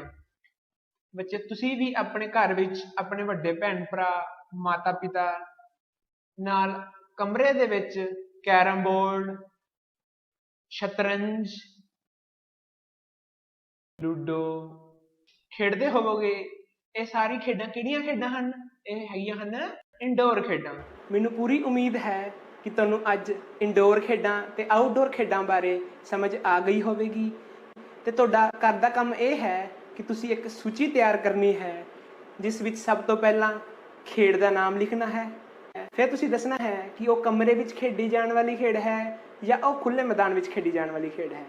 ਉਸ ਤੋਂ ਬਾਅਦ ਤੀਜੇ ਖਾਨੇ ਵਿੱਚ ਤੁਸੀਂ ਇਹ ਲਿਖਣਾ ਹੈ ਕਿ ਕੀ ਤੁਸੀਂ ਉਹ ਖੇਡ ਖੇਡ ਚੁੱਕੇ ਹੋ। ਪਿਆਰੇ ਬੱਚਿਓ, ਜਮਾਤ ਚੌਥੀ ਦਾ ਪਾਠ ਚੌਥਾ ਕਵਿਤਾ ਹੈ ਹਾਥੀ, ਜਿਸ ਨੂੰ ਸ਼ਿਵਨਾਥ ਨੇ ਲਿਖਿਆ ਹੈ। ਤੁਸੀਂ ਇਸ ਕਵਿਤਾ ਨੂੰ ਪੜ੍ਹਿਆ ਤੇ ਮਾਣਿਆ ਹੈ। ਆਓ ਇਸ ਦੇ ਅਭਿਆਸ ਵਿੱਚੋਂ ਅੱਜ ਇੱਕੋ ਜਿਹੇ ਤੁਕਾਂਤ ਵਾਲੇ ਸ਼ਬਦਾਂ ਬਾਰੇ ਜਾਣਕਾਰੀ ਹਾਸਲ ਕਰੀਏ। ਜਿਵੇਂ ਕਵਿਤਾ ਨੂੰ ਲਿਖਣ ਵੇਲੇ ਲੈ, ਤਾਲ, ਸੁਰ, ਪਿੰਗਲ, ਮਾਤਰਾਵਾਂ ਦੇ ਸਮਤੋਲ ਦਾ ਖਿਆਲ ਰੱਖਿਆ ਜਾਂਦਾ ਹੈ, ਉਸੇ ਤਰ੍ਹਾਂ ਸਤਰਾਂ ਦੇ ਅਖੀਰ ਵਿੱਚ ਇੱਕੋ ਜਿਹੇ ਤੁਕਾਂਤ ਵਾਲੇ ਸ਼ਬਦ ਵਰਤੇ ਜਾਂਦੇ ਨੇ। ਅਸੀਂ ਪਹਿਲਾ ਸ਼ਬਦ ਲੈਂਦੇ ਹਾਂ ਪਹਾੜ। ਸਾਡੇ ਪਿੰਡ ਵਿੱਚ ਹਾਥੀ ਆਇਆ ਤੁਰਦਾ ਲੱਗੇ ਪਹਾੜ।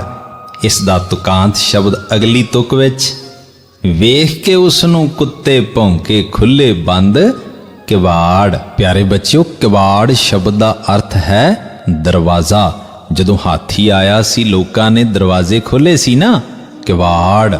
ਇਸੇ ਧੁਨੀ ਨਾਲ ਮੁੱਕਣ ਵਾਲਾ ਹੋਰ ਸ਼ਬਦ ਪਹਾੜ, ਕਿਵਾੜ, ਲਿਤਾੜ। ਉੱਪਰੋਂ ਲੰਘ ਜਾਣਾ, ਕੁਝ ਨੂੰ ਤਾਂ ਉਹ ਨਿਗਲ ਗਿਆ ਸੀ, ਕੁਝ ਨੂੰ ਗਿਆ ਲਿਤਾੜ। ਪਹਾੜ, ਕਿਵਾੜ, ਲਿਤਾੜ। ਇੱਕ ਸ਼ਬਦ ਹੋਰ ਬਣਾਉਂਦੇ ਹਾਂ ਵਿਗਾੜ। ਅਗਲਾ ਸ਼ਬਦ ਹੈ ਪਿਆਰੇ ਬੱਚਿਓ ਤਲਵਾਰਾਂ। ਮੂੰਹ ਚੋਂ ਨਿਕਲੇ ਦੰਦ ਜਿਵੇਂ ਦੋ ਲਿਸ਼ਕਦੀਆਂ ਤਲਵਾਰਾਂ। ਇਸ ਨਾਲ ਮਿਲਦਾ ਸ਼ਬਦ ਕਿੱਥੇ ਆਇਆ? ਅੱਖਾਂ ਤੋਂ ਸ਼ਰਮਾਕਲ ਜਾਪੇ ਜਦ ਮੈਂ ਝਾਤੀ ਮਾਰਾਂ। ਹੁਣ ਇਹਨਾਂ ਤੋਂ ਬਿਨਾਂ ਸੋਚੋ ਹੋਰ ਕਿਹੜਾ ਸ਼ਬਦ ਬਣਾ ਸਕਦੇ ਹੋ? ਤਲਵਾਰਾਂ, ਮਾਰਾਂ, ਤਾਰਾਂ, ਤਾਰ ਤੋਂ ਤਾਰਾਂ। ਇਸੇ ਤਰ੍ਹਾਂ ਹਾਰ ਤੋਂ ਸ਼ਬਦ ਬਣ ਸਕਦਾ ਹੈ ਹਾਰਾਂ। ਕਿੰਨੇ ਸ਼ਬਦ ਬਣ ਗਏ? ਤਲਵਾਰਾਂ, ਮਾਰਾਂ, ਤਾਰਾਂ ਤੇ ਹਾਰਾਂ। ਪਿਆਰੇ ਬੱਚਿਓ, ਅਗਲਾ ਸ਼ਬਦ ਹੈ ਪੈਰ। ਛੱਜਾਂ ਵਰਗੇ ਕੰਨ ਸੀ ਉਹਦੇ, ਚੱਕੀ ਪੁੜ ਜਾਏ ਪੈਰ। ਰਾਰਾ ਅੱਖਰ ਦੀ ਧੁਨੀ ਨਾਲ ਮੁੱਕਣ ਵਾਲਾ ਤੁਕਾਂਤ ਸ਼ਬਦ ਅਗਲੀ ਤੁਕ ਵਿੱਚ ਦੇਖੋ। ਜੋ ਵੀ ਉਹਨਾਂ ਹੇਠ ਆ ਗਿਆ ਨਹੀਂ ਰੱਤਾ ਵੀ ਖੈਰ। ਖੱਖੇ ਪੈਰ ਬਿੰਦੀ ਲਾ ਕੇ। ਪਾਠ 'ਚ ਆਏ ਇਹਨਾਂ ਸ਼ਬਦਾਂ ਤੋਂ ਬਿਨਾਂ ਸੋਚੋ ਕੀ ਬਣਾ ਸਕਦੇ ਹੋ? ਸ਼ਬਦ ਹੈ ਸੈਰ। ਸੈਰ ਕਰਦੇ ਹੋ ਨਾ? ਸ਼ਾਬਾਸ਼। ਪੈਰ, ਖੈਰ, ਸੈਰ। ਇਸੇ ਤਰ੍ਹਾਂ ਤੈਰ। ਇੱਕ ਸ਼ਬਦ ਹੋਰ ਵੈਰ। ਕਿੰਨੇ ਸ਼ਬਦ ਬਣ ਗਏ? ਪੈਰ, ਖੈਰ, ਸੈਰ, ਤੈਰ ਅਤੇ ਵੈਰ। ਅਗਲਾ ਸ਼ਬਦ ਹੈ ਆਵੇ। ਇਉਂ ਲੱਗਦਾ ਸੀ ਨਹਾ ਕੇ ਉਸ ਨੂੰ ਮਜ਼ਾ ਬੜਾ ਹੀ ਆਵੇ। ਤੁਕਾਂਤ ਸ਼ਬਦ ਜਾਣਨ ਲਈ ਤੁਕ ਪੜੋ। ਭਰ ਭਰ ਸੁੰਡ ਫੁਹਾਰੇ ਛੱਡੇ ਜਦੋਂ ਨਹਿਰ ਵਿੱਚ ਨਹਾਵੇ। ਇਸ ਧੁਨੀ ਨਾਲ ਅੰਤ ਹੋਣ ਵਾਲਾ ਹੋਰ ਸ਼ਬਦ ਦੱਸੋਗੇ? ਹਾਂਜੀ, ਗਾਵੇ। ਇਸੇ ਤਰ੍ਹਾਂ ਖਾਵੇ। ਤਾਂ ਆਵੇ ਸ਼ਬਦ ਦੇ ਤੁਕਾਂਤ ਸ਼ਬਦ ਕਿੰਨੇ ਹੋ ਗਏ? ਆਵੇ, ਨਹਾਵੇ, ਗਾਵੇ ਤੇ ਖਾਵੇ। ਅਗਲਾ ਸ਼ਬਦ ਹੈ ਪਿਆਰੇ ਬੱਚਿਓ ਸਰਾਲ। ਲੰਮ ਸਲੰਮੀ ਸੁੰਡ ਸੀ ਉਹਦੀ ਹੋਵੇ ਜਿਵੇਂ ਸਰਾਲ। ਲੰਮੇ ਸਾਰੇ ਸੱਪ ਨੂੰ ਕਹਿੰਦੇ ਸਰਾਲ। ਇੱਕੋ ਵਾਰ 'ਚ ਥੱਬਾ ਚਾਰਾ ਪੁੱਟ ਲਵੇ ਉਸ ਨਾਲ। ਸਰਾਲ ਨਾਲ ਮਿਲਦਾ ਸ਼ਬਦ ਹੋ ਗਿਆ ਨਾਲ। ਹੋਰ ਹੈਗਾ ਸ਼ਬਦ ਆਪਣੇ ਕੋਲ? ਹਾਂਜੀ ਵਾਲ, ਆਪਣੇ ਸਿਰ ਦੇ ਵਾਲ। ਹੋਰ ਮਿਲਦਾ ਸ਼ਬਦ ਦੱਸੋ। ਹਾਂਜੀ ਜਾਲ, ਸ਼ਿਕਾਰੀ ਜਾਲ ਪਾਉਂਦਾ ਨਾ, ਮੱਕੜੀ ਵੀ ਜਾਲ ਬੁਣਦੀ ਹੈ। ਅੱਗੇ ਆ ਗਿਆ ਜੀ ਛਾਲ, ਛਾਲਾ ਮਾਰਦੇ ਹੋ ਬਈ। ਤਾਂ ਪਿਆਰੇ ਬੱਚਿਓ, ਸਰਾਲ ਨਾਲ ਮਿਲਦੇ ਸ਼ਬਦ ਕਿਹੜੇ ਹੋ ਗਏ? ਸਰਾਲ, ਨਾਲ, ਵਾਲ, ਜਾਲ ਅਤੇ ਛਾਲ। ਤਾਂ ਪਿਆਰੇ ਬੱਚਿਓ, ਜਿਵੇਂ ਇਹ ਤੁਕਾਂਤ ਵਾਲੇ ਸ਼ਬਦ ਤੁਹਾਨੂੰ ਮੈਂ ਕਰਵਾਏ ਨੇ, ਤੁਸੀਂ ਪਾਠ ਵਿੱਚੋਂ ਇਸ ਤਰ੍ਹਾਂ ਦੇ ਹੋਰ ਸ਼ਬਦਾਂ ਦੀ ਚੋਣ ਕਰਿਓ ਤੇ ਉਹਨਾਂ ਨਾਲ ਮਿਲਦੇ ਜੁਲਦੇ ਸ਼ਬਦ ਲੱਭਿਓ ਤੇ ਲਿਖਿਓ। ਧੰਨਵਾਦ।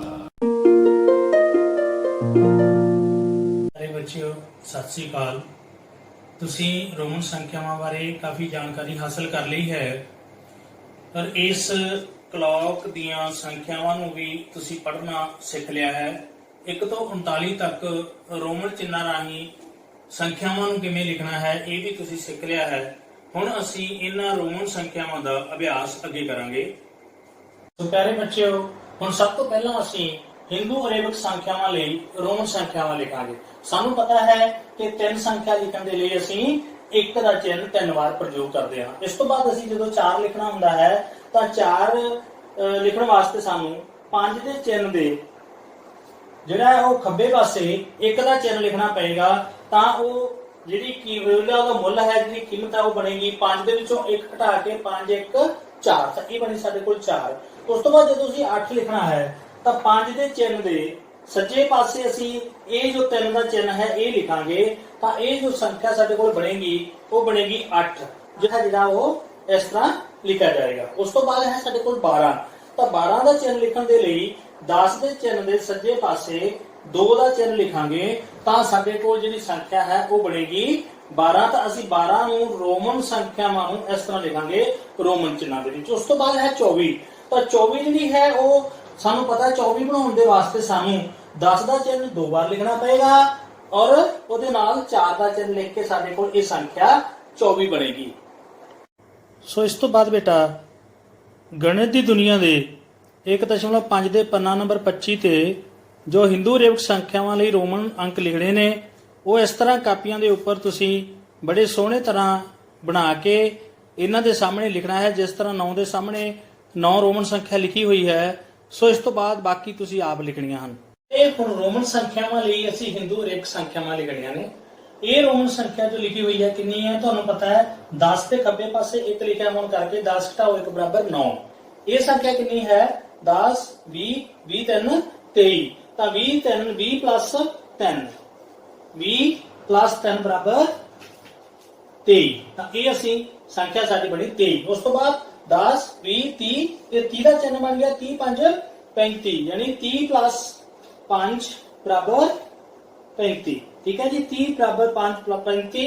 ਉਸ ਤੋਂ ਬਾਅਦ 10 20 30 30 ਤੇ 9 ਦਾ ਚਿੰਨ੍ਹ ਹੈ ਆਹ ਚਿੰਨ੍ਹ 30 ਤੇ 9 39। 30 plus 9 ਬਰਾਬਰ 30 9 39। ਠੀਕ ਹੈ ਬੇਟੇ, ਤਾਂ ਅਸੀਂ ਇਹ ਜਿਹੜੀਆਂ ਹੈਗੀਆਂ ਰੋਮਨ ਸੰਖਿਆਵਾਂ ਲਈ ਹਿੰਦੂ ਅਰੇਬਿਕ ਸੰਖਿਆਵਾਂ ਲਿਖ ਸਕਦੇ ਹਾਂ। ਸੋ ਤੁਹਾਡੇ ਅਭਿਆਸ ਲਈ ਬੇਟੇ ਤੁਸੀਂ ਇਹਨਾਂ ਰੋਮਨ ਸੰਖਿਆਵਾਂ ਲਈ ਹਿੰਦੂ ਅਰੇਬਿਕ ਸੰਖਿਆਵਾਂ ਲਿਖਣੀਆਂ ਹਨ। ਜਿਵੇਂ ਸਭ ਤੋਂ ਪਹਿਲੀ ਸੰਖਿਆ 8 ਰੋਮਨ ਸੰਖਿਆ ਨੂੰ ਹਿੰਦੂ ਅਰੇਬਿਕ ਦੇ ਵਿੱਚ ਲਿਖਿਆ ਹੋਇਆ ਹੈ। ਬਾਕੀ B C D E ਇਸੇ ਤਰ੍ਹਾਂ ਹੀ ਤੁਸੀਂ ਆਪਣੀ ਕਾਪੀ ਦੇ ਉੱਪਰ ਲਿਖ ਕੇ ਪੁੱਤਰ ਬਹੁਤ ਸੋਹਣਾ ਹੱਲ ਕਰਨਾ ਹੈ। ਸੋ ਪਿਆਰੇ ਬੱਚਿਓ, ਅਸੀਂ ਹੁਣ ਤੱਕ ਰੋਮਨ ਸੰਖਿਆਵਾਂ ਨੂੰ ਹਿੰਦੂ ਅਰੇਬਿਕ ਸੰਖਿਆਵਾਂ ਦੇ ਵਿੱਚ ਕਿਵੇਂ ਲਿਖਣਾ ਹੈ ਤੇ ਹਿੰਦੂ ਅਰੇਬਿਕ ਸੰਖਿਆਵਾਂ ਨੂੰ ਰੋਮਨ ਸੰਖਿਆ ਵਿੱਚ ਕਿਵੇਂ ਲਿਖਣਾ ਅਸੀਂ ਸਿੱਖਿਆ। ਹੁਣ ਅਸੀਂ ਇਹਨਾਂ ਰੋਮਨ ਸੰਖਿਆਵਾਂ ਦਾ ਹਿੰਦੂ ਅਰੇਬਿਕ ਸੰਖਿਆ ਨਾਲ ਮਿਲਾਨ ਕਰਾਂਗੇ। तो ਸਾਨੂੰ ਪਤਾ ਹੈ ਇਹ ਜਿਹੜੀ ਰੋਮਨ ਸੰਖਿਆ ਹੈ ਇਹ ਹੈ 5। ਤਾਂ ਅਸੀਂ ਇੱਧਰ ਇਸ ਦਾ 5 ਨਾਲ ਮਿਲਾਨ ਕਰਾਂਗੇ। ਇੱਧਰ ਹਿੰਦੂ ਅਰੇਬਿਕ ਸੰਖਿਆ 5 ਇਹ ਹੈ ਤੇ ਅਸੀਂ ਇਹਨਾਂ ਦਾ ਆਪਸ ਵਿੱਚ ਮਿਲਾਨ ਕਰਾਂਗੇ। ਉਸ ਤੋਂ ਬਾਅਦ ਦੂਸਰੀ ਸੰਖਿਆ ਹੈ 10 10 20 ਤੇ 9 29। ਅਸੀਂ 29 ਦਾ 29 ਨਾਲ ਮਿਲਾਨ ਕਰਾਂਗੇ। ਠੀਕ ਹੈ ਜੀ। ਉਸ ਤੋਂ ਬਾਅਦ ਹੈ 10 20 30 3 33 ਤੇ 33 ਦਾ 33 ਨਾਲ ਮਿਲਾਨ ਕਰਾਂਗੇ ਤੇ ਉਹ 10 10 20 ਤੇ 21 21 ਨੂੰ 21 ਨਾਲ ਮਿਲਾ ਦੇਵਾਂਗੇ। ਸੋ ਬੇਟੇ ਇਸੇ ਤਰ੍ਹਾਂ ਹੀ ਅਸੀਂ ਹੋਰ ਸੰਖਿਆਵਾਂ ਦਾ ਵੀ ਮਿਲਾਨ ਕਰ ਸਕਦੇ ਹਾਂ। ਸੋ ਬੇਟੇ ਆ ਦੇਖੋ ਤੁਹਾਡੇ ਅਭਿਆਸ ਤੇ ਗਣਿਤ ਦੀ ਦੁਨੀਆ ਦੇ ਪੰਨਾ ਨੰਬਰ 26 ਤੇ ਮਿਲਾਨ ਕਰੋ ਦੇ ਜੋ ਸਵਾਲ ਦਿੱਤੇ ਨੇ ਉਸ ਨੂੰ ਤੁਸੀਂ ਇਸ ਤਰ੍ਹਾਂ ਕਾਪੀ ਤੇ ਸਾਫ਼-ਸਾਫ਼ ਲਿਖ ਕੇ ਜਿਵੇਂ 5 ਨੂੰ 5 ਨਾਲ ਮਿਲਾਇਆ ਹੋਇਆ ਹੈ, ਬਾਕੀ ਜਿਹੜੀਆਂ ਸਾਰੀਆਂ ਸੰਖਿਆਵਾਂ ਨੂੰ ਤੁਸੀਂ ਮਿਲਾਨ ਕਰਨਾ ਹੈ। ਸੋ ਬੇਟੇ ਸਾਰਾ ਕੰਮ ਤੁਸੀਂ ਜੋ ਅੱਜ ਘਰ ਦਾ ਦਿੱਤਾ ਹੈ ਇਸ ਨੂੰ ਬਹੁਤ ਵਧੀਆ ਢੰਗ ਨਾਲ ਹੱਲ ਕਰਨਾ ਹੈ। ਸੋ ਅੱਜ ਲਈ ਬਹੁਤ ਬਹੁਤ ਧੰਨਵਾਦ।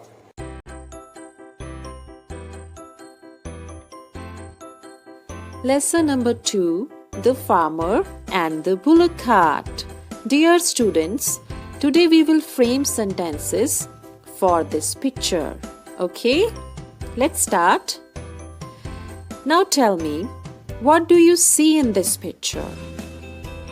Yes, there is a bullock cart. Okay, now tell me, what is there on the bullock cart? Yes, there are many bags on it. Okay? Now students, what else do you notice about bullock cart? Yes, it is stuck in mud. Okay? What else do you see in this picture? Yes, 3 men are trying to pull it out. Okay? Now tell me, what else do you notice in this picture? Yes, the sun is shining in the sky. Okay?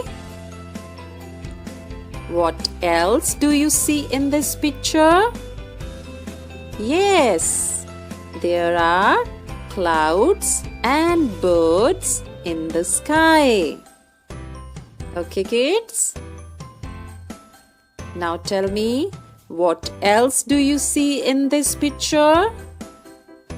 Yes, there are some trees. Okay? Students, I hope you have enjoyed this class a lot. Now, let's revise these sentences once again. Okay, let's start. There is a bullock cart. There are many bags on it. It is stuck in mud. 3 men are trying to pull it out. The sun is shining in the sky. There are clouds and birds in the sky. There are some trees. Okay, students, we have framed these 7 sentences for the picture. Now it's time for your homework. Your homework is to make sentences for the following words. First word is bullock cart. Second one is trees. Third, clouds. Next one is bags. And the last one is mud.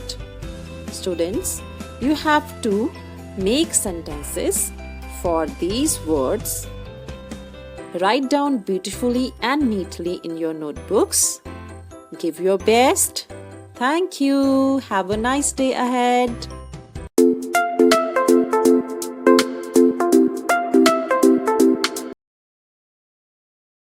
ਬੱਚਿਓ, ਹੁਣ ਤੱਕ ਤੁਸੀਂ ਪਾਠ 4 ਵੱਖ-ਵੱਖ ਕਿੱਤਾਕਾਰ ਵਿੱਚ ਪੜ੍ਹਿਆ ਕਿ ਦਰੀਆਂ ਬਣਾਉਣ ਲਈ ਕਿਹੜੇ-ਕਿਹੜੇ ਔਜ਼ਾਰਾਂ ਦੀ ਵਰਤੋਂ ਕੀਤੀ ਜਾਂਦੀ ਹੈ ਅਤੇ ਡਾਕਟਰ ਕਿਹੜੇ-ਕਿਹੜੇ ਉਪਕਰਨਾਂ ਦੀ ਵਰਤੋਂ ਕਰਦਾ ਹੈ। ਆਓ ਅੱਗੇ ਪੜ੍ਹਦੇ ਹਾਂ ਕਿ ਰੱਜੂ ਅਤੇ ਉਸ ਦੀ ਮੰਮੀ ਵਿੱਚ ਕੀ ਗੱਲਾਂ ਹੋਈਆਂ। ਰੱਜੂ ਦੀ ਮੰਮੀ ਨੇ ਨਾਲ ਜਾਣ ਲਈ ਤਿਆਰ ਹੁੰਦਿਆਂ ਕਿਹਾ, ਚੱਲ ਮੈਂ ਵੀ ਪ੍ਰੇਮ ਮੋਚੀ ਤੋਂ ਆਪਣੀ ਜੁੱਤੀ ਠੀਕ ਕਰਵਾ ਲਿਆਵਾਂਗੀ। ਰੱਜੂ ਆਪਣੀ ਮੰਮੀ ਨਾਲ ਦਰਜੀ ਦੀ ਦੁਕਾਨ ਤੇ ਪਹੁੰਚ ਗਈ। ਦੇਖਦੇ ਹਾਂ ਉਹਨਾਂ ਵਿੱਚ ਉੱਥੇ ਕੀ ਗੱਲਾਂ ਹੋਈਆਂ। ਅੰਕਲ, ਮੇਰੇ ਲਈ ਡਾਕਟਰਾਂ ਵਾਲਾ ਕੋਟ ਸਿਉਂ ਦੇਵੋਗੇ? ਰੱਜੂ ਨੇ ਦਰਜੀ ਨੂੰ ਪੁੱਛਿਆ। ਹਾਂ ਬੇਟਾ, ਜ਼ਰੂਰ, ਦਰਜੀ ਨੇ ਜਵਾਬ ਦਿੱਤਾ। ਅੰਕਲ, ਤੁਸੀਂ ਇਹ ਸਭ ਕਿੱਥੋਂ ਸਿੱਖਿਆ? ਮੈਂ ਸਿਲਾਈ ਦਾ 2 ਸਾਲ ਦਾ ਕੋਰਸ ਕੀਤਾ ਹੈ।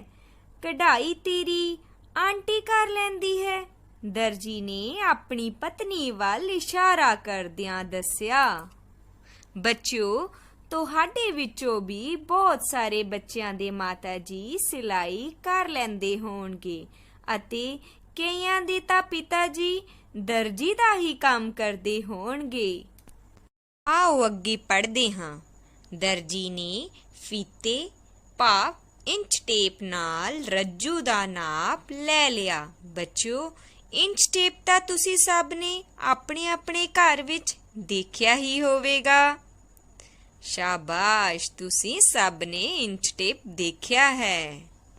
ਬੱਚਿਓ, ਰੱਜੂ ਨੇ ਬੜੇ ਧਿਆਨ ਨਾਲ ਕੱਪੜੇ ਸਿਉਣ ਵਾਲੀ ਮਸ਼ੀਨ ਵੇਖੀ।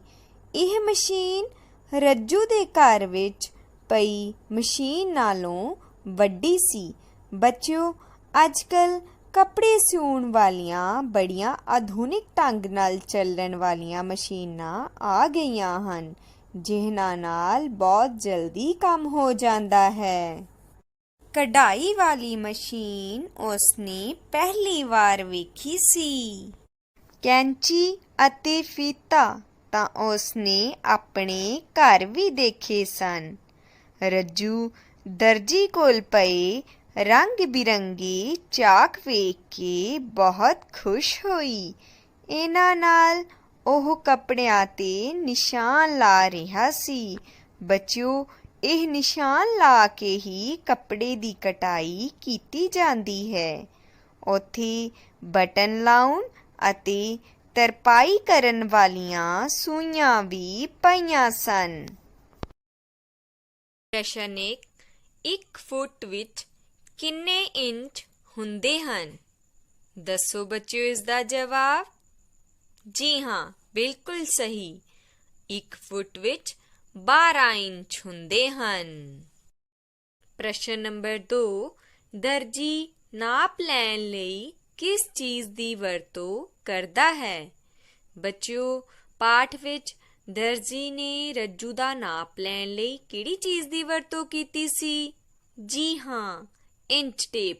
ਦਰਜੀ ਨਾਪ ਲੈਣ ਲਈ ਇੰਚ ਟੇਪ ਦੀ ਵਰਤੋਂ ਕਰਦਾ ਹੈ। ਘਰ ਦਾ ਕੰਮ। ਬੱਚਿਓ, ਤੁਸੀਂ ਇਹਨਾਂ ਪ੍ਰਸ਼ਨ ਉੱਤਰਾਂ ਨੂੰ ਆਪਣੀ ਕਾਪੀ ਉੱਤੇ ਸੋਹਣਾ ਕਰਕੇ ਲਿਖਣਾ ਹੈ ਅਤੇ ਯਾਦ ਵੀ ਕਰਨਾ ਹੈ।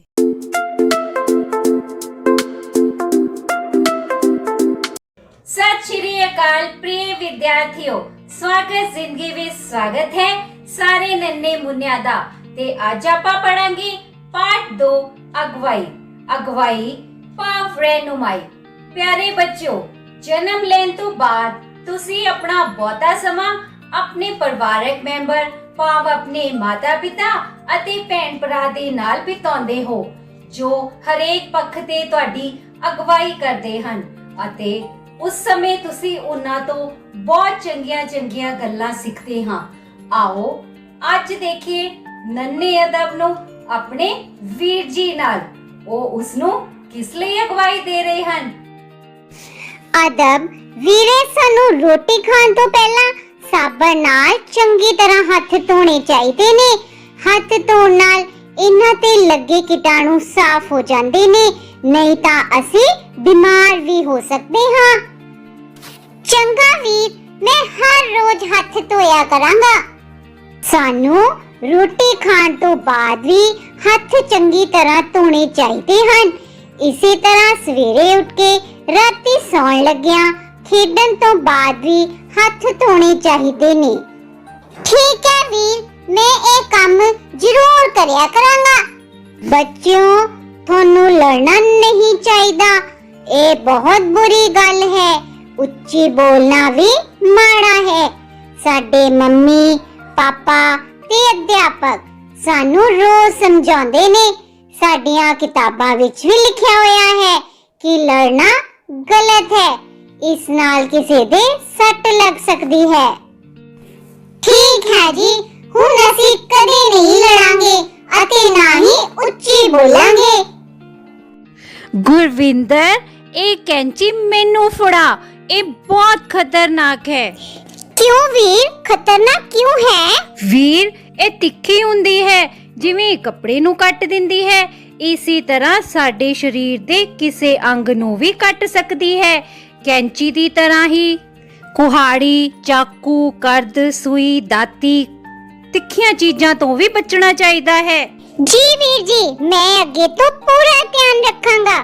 ਓ ਮੇਰੀ ਪਿਆਰੀ ਪਿਆਰੀ ਭੈਣ, ਤੂੰ ਕਾਪੀ ਟੇਢੀ ਫੜੀ ਹੋਈ ਹੈ, ਇਸ ਨੂੰ ਸਿੱਧੀ ਕਰ ਤੇ ਆ ਪੈਨਸਲ ਮੁੱਠੀ ਵਿੱਚ ਨਹੀਂ ਫੜਦੇ ਹੁੰਦੇ, ਇਸ ਨੂੰ ਉਂਗਲਾਂ ਨਾਲ ਫੜਨਾ ਹੈ।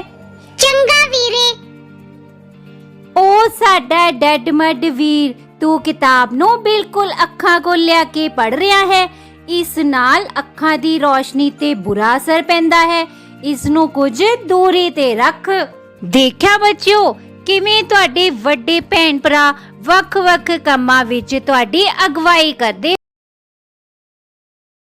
ਮੇਰੇ ਬਹੁਤ ਹੀ ਪਿਆਰੇ ਵਿਦਿਆਰਥੀਓ, ਹੁਣ ਤੱਕ ਅਸੀਂ ਪੰਜਾਬੀ ਵਿਸ਼ੇ ਦਾ ਪਾਠ ਚੌਥਾ ਸ਼ਹੀਦ ਊਧਮ ਸਿੰਘ ਪੜ੍ਹ ਕੇ ਉਹਨਾਂ ਦੇ ਜੀਵਨ ਬਾਰੇ ਬਹੁਤ ਸਾਰੀ ਜਾਣਕਾਰੀ ਪ੍ਰਾਪਤ ਕਰ ਚੁੱਕੇ ਹਾਂ। ਸ਼ਹੀਦ ਊਧਮ ਸਿੰਘ ਜੀ ਦਾ ਬਚਪਨ ਕਿਵੇਂ ਬੀਤਿਆ, ਉਹ ਕਿਸ ਨੂੰ ਆਪਣਾ ਗੁਰੂ ਮੰਨਦੇ ਸਨ, ਉਹਨਾਂ ਨੇ ਜਲਿਆਂਵਾਲੇ ਬਾਗ ਦੇ ਸਾਕੇ ਦਾ ਬਦਲਾ ਕਿਵੇਂ ਲਿਆ ਤੇ ਕਿਸ ਤਰ੍ਹਾਂ ਦੇਸ਼ ਵਾਸਤੇ ਆਪਣੀ ਜਾਨ ਕੁਰਬਾਨ ਕਰ ਦਿੱਤੀ। ਇਹਨਾਂ ਸਭ ਗੱਲਾਂ ਦੇ ਜਵਾਬ ਬੱਚਿਓ ਸਾਨੂੰ ਇਹ ਜੀਵਨੀ ਪੜ੍ਹ ਕੇ ਮਿਲ ਚੁੱਕੇ ਹਨ। ਸੋ ਅੱਜ ਅਸੀਂ ਇਸ ਪਾਠ ਦੇ ਅਭਿਆਸ ਦੀਆਂ ਖਾਲੀ ਥਾਵਾਂ ਕਰਾਂਗੇ। ਇਸ ਨਾਲ ਬੱਚਿਓ ਤੁਹਾਡੇ ਗਿਆਨ ਦੀ ਪਰਖ ਵੀ ਹੋ ਜਾਵੇਗੀ। ਠੀਕ ਹੈ ਜੀ, ਤੇ ਚਲੋ ਫਿਰ ਕਰਦੇ ਹਾਂ ਸ਼ੁਰੂ। ਸਭ ਤੋਂ ਪਹਿਲਾਂ ਹੈ ਬੱਚਿਓ ਇਹ ਖਾਲੀ ਥਾਵਾਂ। ਇਸ ਦੇ ਹੇਠਾਂ ਇਹ ਕੁਝ ਸ਼ਬਦ ਦਿੱਤੇ ਹੋਏ ਹਨ, ਇਹਨਾਂ ਵਿੱਚੋਂ ਸਹੀ ਸ਼ਬਦ ਚੁਣ ਕੇ ਇਹਨਾਂ ਖਾਲੀ ਥਾਵਾਂ ਦੇ ਵਿੱਚ ਲਿਖਣਾ ਹੈ। ਨੰਬਰ 1, ਊਧਮ ਸਿੰਘ ਰੇਲਵੇ ਫਾਟਕ ਦੇ ਇੱਕ ਡੈਸ਼ ਦਾ ਪੁੱਤਰ ਸੀ। ਹਾਂਜੀ ਬੱਚਿਓ, ਸਹੀ ਸ਼ਬਦ ਲੱਭੋ। ਬਿਲਕੁਲ ਸਹੀ, ਚੌਕੀਦਾਰ। ਨੰਬਰ 2, ਅੰਮ੍ਰਿਤਸਰ ਵਿੱਚ ਡੈਸ਼ ਦਾ ਖੂਨੀ ਸਾਕਾ ਵਾਪਰਿਆ। ਹਾਂਜੀ ਬੱਚਿਓ, ਕਿਸ ਦਾ ਖੂਨੀ ਸਾਕਾ ਵਾਪਰਿਆ? ਹਾਂਜੀ ਬਿਲਕੁਲ ਠੀਕ, ਜਲਿਆਂਵਾਲੇ ਬਾਗ। ਨੰਬਰ 3, ਊਧਮ ਸਿੰਘ ਡੈਸ਼ ਨੂੰ ਆਪਣਾ ਗੁਰੂ ਮੰਨਦਾ ਸੀ। ਹਾਂਜੀ ਬੱਚਿਓ, ਕੀ ਆਏਗਾ? ਬਿਲਕੁਲ ਸਹੀ, ਸ਼ਹੀਦ ਭਗਤ ਸਿੰਘ।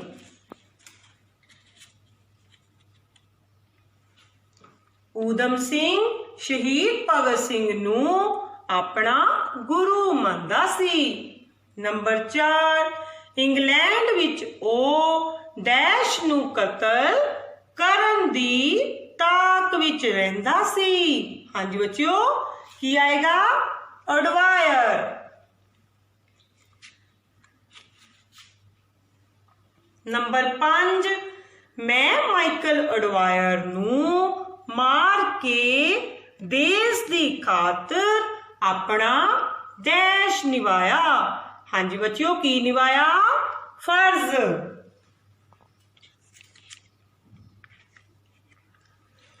ਹੁਣ ਬੱਚਿਓ ਤੁਸੀਂ ਆਪਣੀ ਕਿਤਾਬ ਦੇ ਪੰਨਾ ਨੰਬਰ 24 ਵਿੱਚ ਇਹ ਖਾਲੀ ਥਾਵਾਂ ਭਰਨੀਆਂ ਹਨ ਤੇ ਯਾਦ ਵੀ ਕਰਨੀਆਂ ਹਨ। ਸਾਰੇ ਬੱਚੇ ਨੋਟ ਕਰ ਲਵੋ।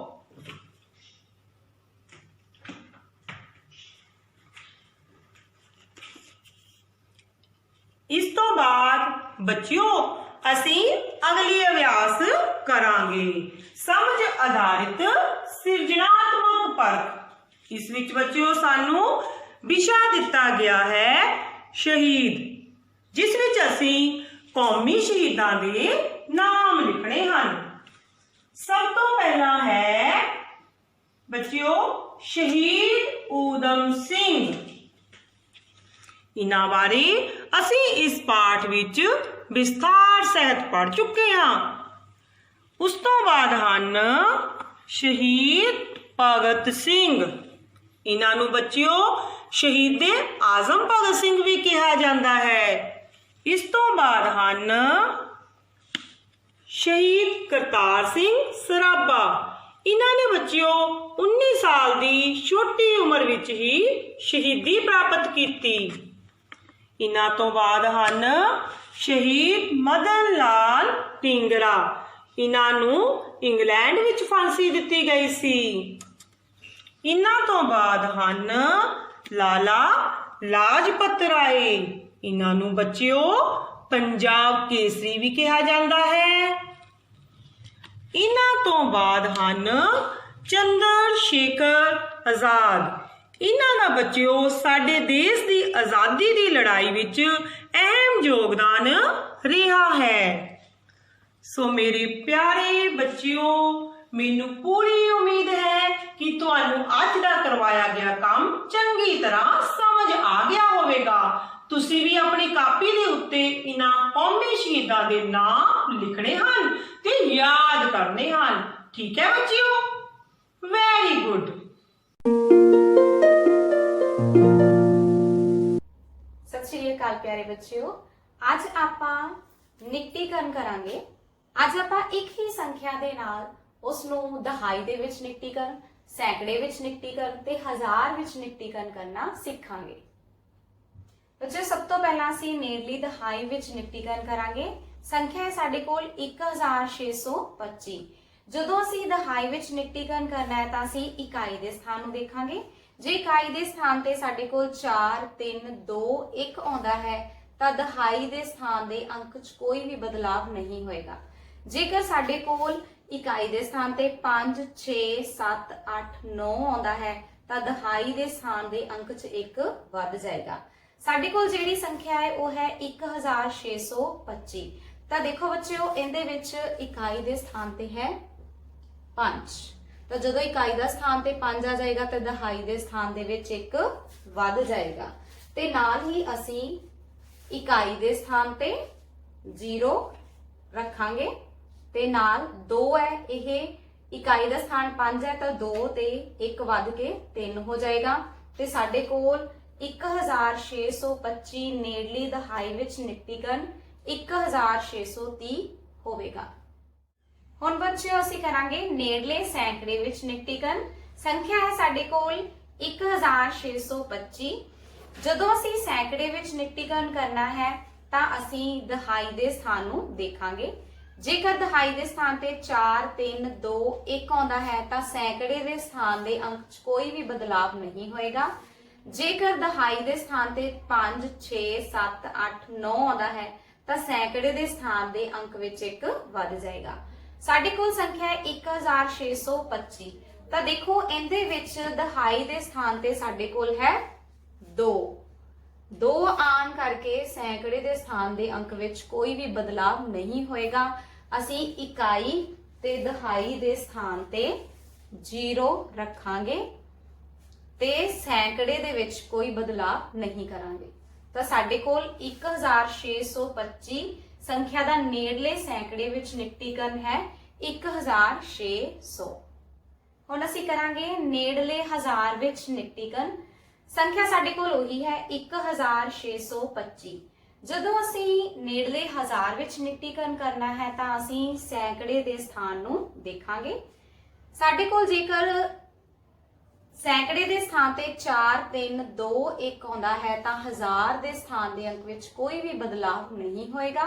ਤੇ ਜੇਕਰ ਸਾਡੇ ਕੋਲ 5, 6, 7, 8, 9 ਸੈਂਕੜੇ ਦੇ ਸਥਾਨ ਤੇ ਤਾਂ ਹਜ਼ਾਰ ਸਥਾਨ ਦੇ ਅੰਕ ਵਿੱਚ 1 ਵੱਧ ਜਾਏਗਾ। ਦੇਖੋ ਬੱਚਿਓ, ਸਾਡੇ ਕੋਲ ਜਿਹੜੀ ਸੰਖਿਆ ਹੈ ਉਹਦੇ ਵਿੱਚ ਸੈਂਕੜੇ ਦੇ ਸਥਾਨ ਤੇ ਕੀ ਹੈ 6। ਤਾਂ 6 ਦੇ ਹੋਣ ਕਰਕੇ ਹਜ਼ਾਰ ਦੇ ਸਥਾਨ ਦੇ ਅੰਕ ਦੇ ਵਿੱਚ 1 ਵੱਧ ਜਾਏਗਾ। ਪਿਛਲੇ ਸਾਰੇ ਵੀ ਜਿੰਨੇ ਵੀ ਸਥਾਨ ਹੈ ਇਕਾਈ, ਦਹਾਈ, ਉਸ ਸਥਾਨ ਤੇ ਅਸੀਂ 0 ਰੱਖਾਂਗੇ। ਇਕਾਈ ਦੇ ਸਥਾਨ ਤੇ, ਦਹਾਈ ਦੇ ਸਥਾਨ ਤੇ ਸੈਂਕੜੇ ਦੇ ਸਥਾਨ ਤੇ। ਹੁਣ ਦੇਖੋ ਸੈਂਕੜੇ ਦੇ ਸਥਾਨ ਤੇ 6 ਹੈ ਤਾਂ ਜਿਹੜਾ 1000 ਦਾ ਸਥਾਨ 1 ਹੈ ਉਹ ਵੱਧ ਕੇ 2 ਹੋ ਜਾਏਗਾ ਤੇ ਸਾਡੇ ਕੋਲ 1625 ਨੇੜਲੇ 1000 ਵਿੱਚ ਨਿਕਟੀਕਰਨ 2000 ਹੋਵੇਗਾ। ਬੱਚਿਓ ਅਸੀਂ ਹੁਣ ਕਰਨਾ ਹੈ ਨੇੜਲੀ ਦਹਾਈ ਵਿੱਚ ਨਿਕਟੀਕਰਨ। ਸੰਖਿਆ ਹੈ 1625। ਇਸ ਨੂੰ ਅਸੀਂ ਸੌਖੇ ਤਰੀਕੇ ਨਾਲ ਕਰਦੇ ਹਾਂ। ਜੇਕਰ ਨਿਕਟੀਕਰਨ ਦਹਾਈ ਕਰਨਾ ਪਿੱਛੇ 0 1 ਲਗਾਓ 5 ਤੋਂ 9 ਇਕਾਈ ਦੇ ਲਈ ਦਹਾਈ ਦੇ ਵਿੱਚ 1 ਵਧਾਓ ਤਾਂ ਦੇਖੋ ਸਾਡੇ ਕੋਲ 1625 ਤੋਂ ਸੰਖਿਆ ਆ ਜਾਏਗੀ 1630। ਸੰਖਿਆ ਹੈ ਸਾਡੇ ਕੋਲ 1625। ਨੇੜਲੇ ਸੈਂਕੜੇ ਵਿੱਚ ਨਿਕਟੀਕਰਨ ਕਰੋ। ਜੇਕਰ ਨਿਕਟੀਕਰਨ ਸੈਂਕੜਾ ਕਰਨਾ ਪਿੱਛੇ 2 0 ਲਗਾਓ 5 ਤੋਂ 9 ਦਹਾਈ ਦੇ ਲਈ ਸੈਂਕੜੇ ਦੇ ਵਿੱਚ 1 ਵਧਾਓ 1625 ਸੈਂਕੜੇ ਵਿੱਚ ਨਿਕਟੀਕਰਨ 1600। ਹੁਣ ਅਸੀਂ ਨੇੜਲੇ 1000 ਵਿੱਚ ਨਿਕਟੀਕਰਨ ਕਰਾਂਗੇ। ਸੰਖਿਆ ਹੈ 1625। ਜੇਕਰ ਨਿਕਟੀਕਰਨ 1000 ਕਰਨਾ ਪਿੱਛੇ 0 3 ਲਗਾਓ 5 ਤੋਂ 9 ਸੈਂਕੜੇ ਦੇ ਲਈ 1000 ਦੇ ਵਿੱਚ 1 ਵਧਾਓ ਤਾਂ ਸਾਡੇ ਕੋਲ 1625 ਨੇੜਲੇ 1000 ਵਿੱਚ ਨਿਕਟੀਕਰਨ 2000। ਬੱਚਿਓ ਕਾਪੀਆਂ ਤੇ ਤੁਸੀਂ ਇਸ ਸਵਾਲ ਨੂੰ ਇਸ ਤਰ੍ਹਾਂ ਹੱਲ ਕਰਨਾ ਹੈ। ਅਭਿਆਸ 1.4 ਲਿਖਣਾ ਹੈ। ਰਕਮ ਨੂੰ ਲਿਖਣਾ ਹੈ। 5ਵਾਂ ਸਵਾਲ ਹੈ ਹੇਠ ਲਿਖੀਆਂ ਸੰਖਿਆਵਾਂ ਦਾ ਨੇੜਲੇ ਦਹਾਈ ਸੈਂਕੜੇ ਅਤੇ 1000 ਵਿੱਚ ਨਿਕਟੀਕਰਨ ਕਰੋ। ਰਕਮ ਲਿਖਣੀ ਹੈ। ਇਹ ਸਵਾਲ 1625 ਤੇ ਉਸ ਨੂੰ ਇਸ ਤਰ੍ਹਾਂ ਹੱਲ ਕਰਨਾ ਹੈ। ਨੇੜਲੀ ਦਹਾਈ ਵਿੱਚ ਨਿਕਟੀਕਰਨ, ਫਿਰ ਨੇੜਲੇ ਸੈਂਕੜੇ ਵਿੱਚ ਨਿਕਟੀਕਰਨ ਕਰਨਾ ਹੈ ਤੇ ਫਿਰ ਨੇੜਲੇ 1000 ਵਿੱਚ ਨਿਕਟੀਕਰਨ। ਬੱਚਿਓ ਅਭਿਆਸ 1.4 ਦਾ 5ਵਾਂ ਸਵਾਲ ਹੇਠ ਲਿਖੀਆਂ ਸੰਖਿਆਵਾਂ ਦਾ ਨੇੜੇ ਦੀ ਦਹਾਈ ਸੈਂਕੜੇ ਤੇ 1000 ਵਿੱਚ ਨਿਕਟੀਕਰਨ ਕਰੋ। ਇਸ ਦੇ ਸਾਰੇ ਭਾਗਾਂ ਨੂੰ ਤੁਸੀਂ ਕਾਪੀਆਂ ਤੇ ਆਪ ਹੱਲ ਕਰਨਾ ਹੈ। ਧੰਨਵਾਦ।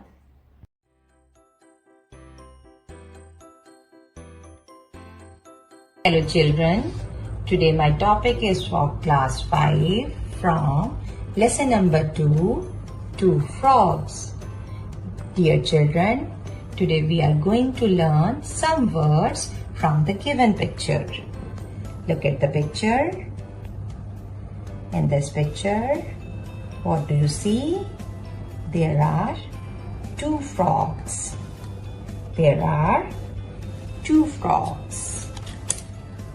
F-R-O-G-S.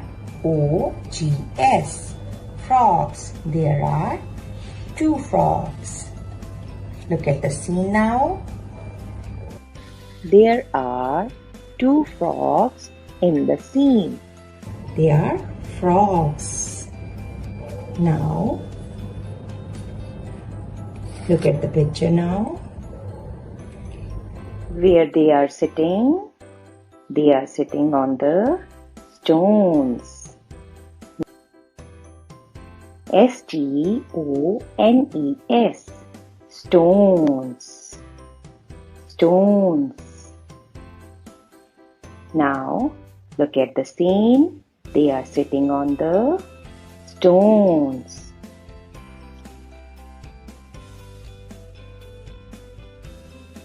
Look at the picture again. They are sitting in a pond. What is this? Pond. Now look at the scene. Here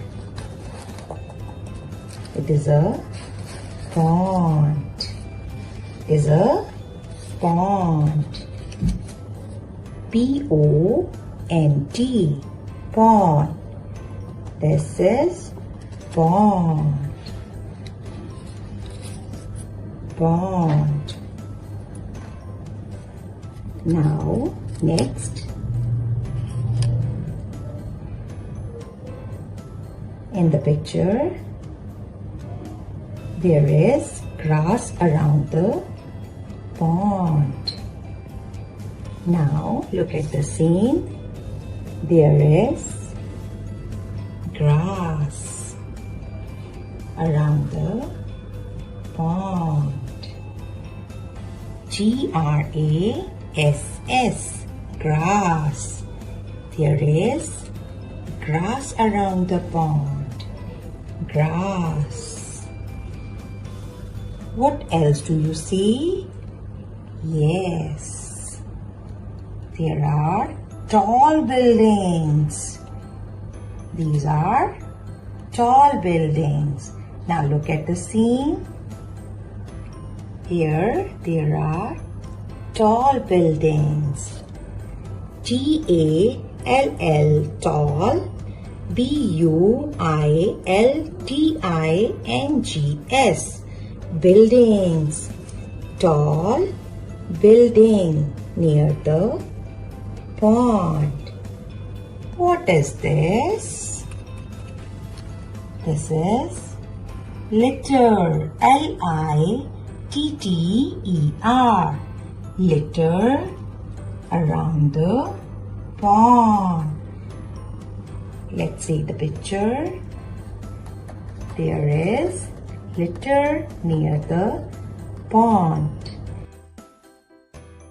Dear students, today we have learnt some new word from the picture. Let's revise. First word is frogs. Second, stones. Third, pond. Fourth, grass. Tall buildings. And last is litter. Now, learn all these words. Keep on learning. Thank you. ਪਿਆਰੇ ਵਿਦਿਆਰਥੀਓ, ਅੱਜ ਆਪਾਂ ਪਾਠ ਤੀਸਰਾ ਪਸੰਦ ਆਪੋ ਆਪਣੀ ਦੇ ਅਭਿਆਸ ਪ੍ਰਸ਼ਨਾਂ ਬਾਰੇ ਜਾਣਕਾਰੀ ਪ੍ਰਾਪਤ ਕਰਾਂਗੇ। ਪਹਿਲਾ ਪ੍ਰਸ਼ਨ ਹੈ, ਹੇਠ ਲਿਖੇ ਵਾਕਾਂ ਦੇ ਸਾਹਮਣੇ ਸਹੀ ਜਾਂ ਗਲਤ ਦਾ ਨਿਸ਼ਾਨ ਲਗਾਓ। ਸਾਰੇ ਲੋਕ ਇੱਕੋ ਜਿਹੀਆਂ ਚੀਜ਼ਾਂ ਪਸੰਦ ਕਰਦੇ ਹਨ। ਕੀ ਪਿਆਰੇ ਵਿਦਿਆਰਥੀਓ ਇਹ ਗੱਲ ਸਹੀ ਹੈ? ਨਹੀਂ ਪਿਆਰੇ ਵਿਦਿਆਰਥੀਓ, ਇਹ ਗੱਲ ਗਲਤ ਹੈ ਕਿ ਸਾਰੇ ਲੋਕ ਇੱਕੋ ਜਿਹੀਆਂ ਚੀਜ਼ਾਂ ਪਸੰਦ ਕਰਦੇ ਹਨ। ਅਸੀਂ ਪਾਠ ਦੇ ਵਿੱਚ ਵੀ ਪੜ੍ਹ ਕੇ ਆਏ ਹਾਂ ਕਿ ਅਰਸ਼ ਨੂੰ ਨੀਲੇ ਰੰਗ ਦਾ ਕੱਪੜਾ ਪਸੰਦ ਹੈ, ਪਰ ਉਸ ਦੀ ਭੈਣ ਨੂੰ ਹਰੇ ਰੰਗ ਦਾ ਕੱਪੜਾ ਪਸੰਦ ਆਉਂਦਾ ਹੈ।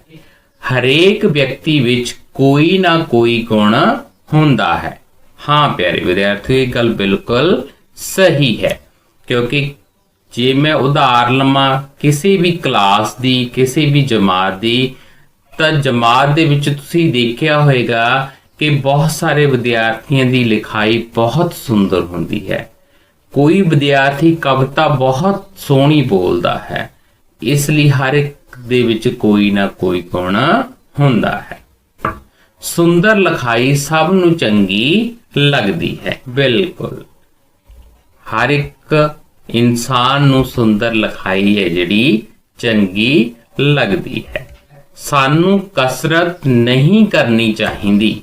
ਪਿਆਰੇ ਵਿਦਿਆਰਥੀਓ, ਕੀ ਸਾਨੂੰ ਕਸਰਤ ਕਰਨੀ ਚਾਹੀਦੀ ਹੈ ਜਾਂ ਨਹੀਂ ਕਰਨੀ ਚਾਹੀਦੀ? ਇਸ ਲਈ ਇਹ ਪ੍ਰਸ਼ਨ ਕੀ ਹੋ ਗਿਆ? ਗਲਤ ਹੋ ਗਿਆ, ਕਿਉਂਕਿ ਕਸਰਤ ਕਰਨ ਨਾਲ ਸਾਡਾ ਸਰੀਰ ਤੰਦਰੁਸਤ ਰਹਿੰਦਾ ਹੈ। ਇਸ ਵਿੱਚ ਸਾਰੇ ਤੱਤ ਮੌਜੂਦ ਹੁੰਦੇ ਹਨ। ਬਿਲਕੁਲ ਸਹੀ ਗੱਲ।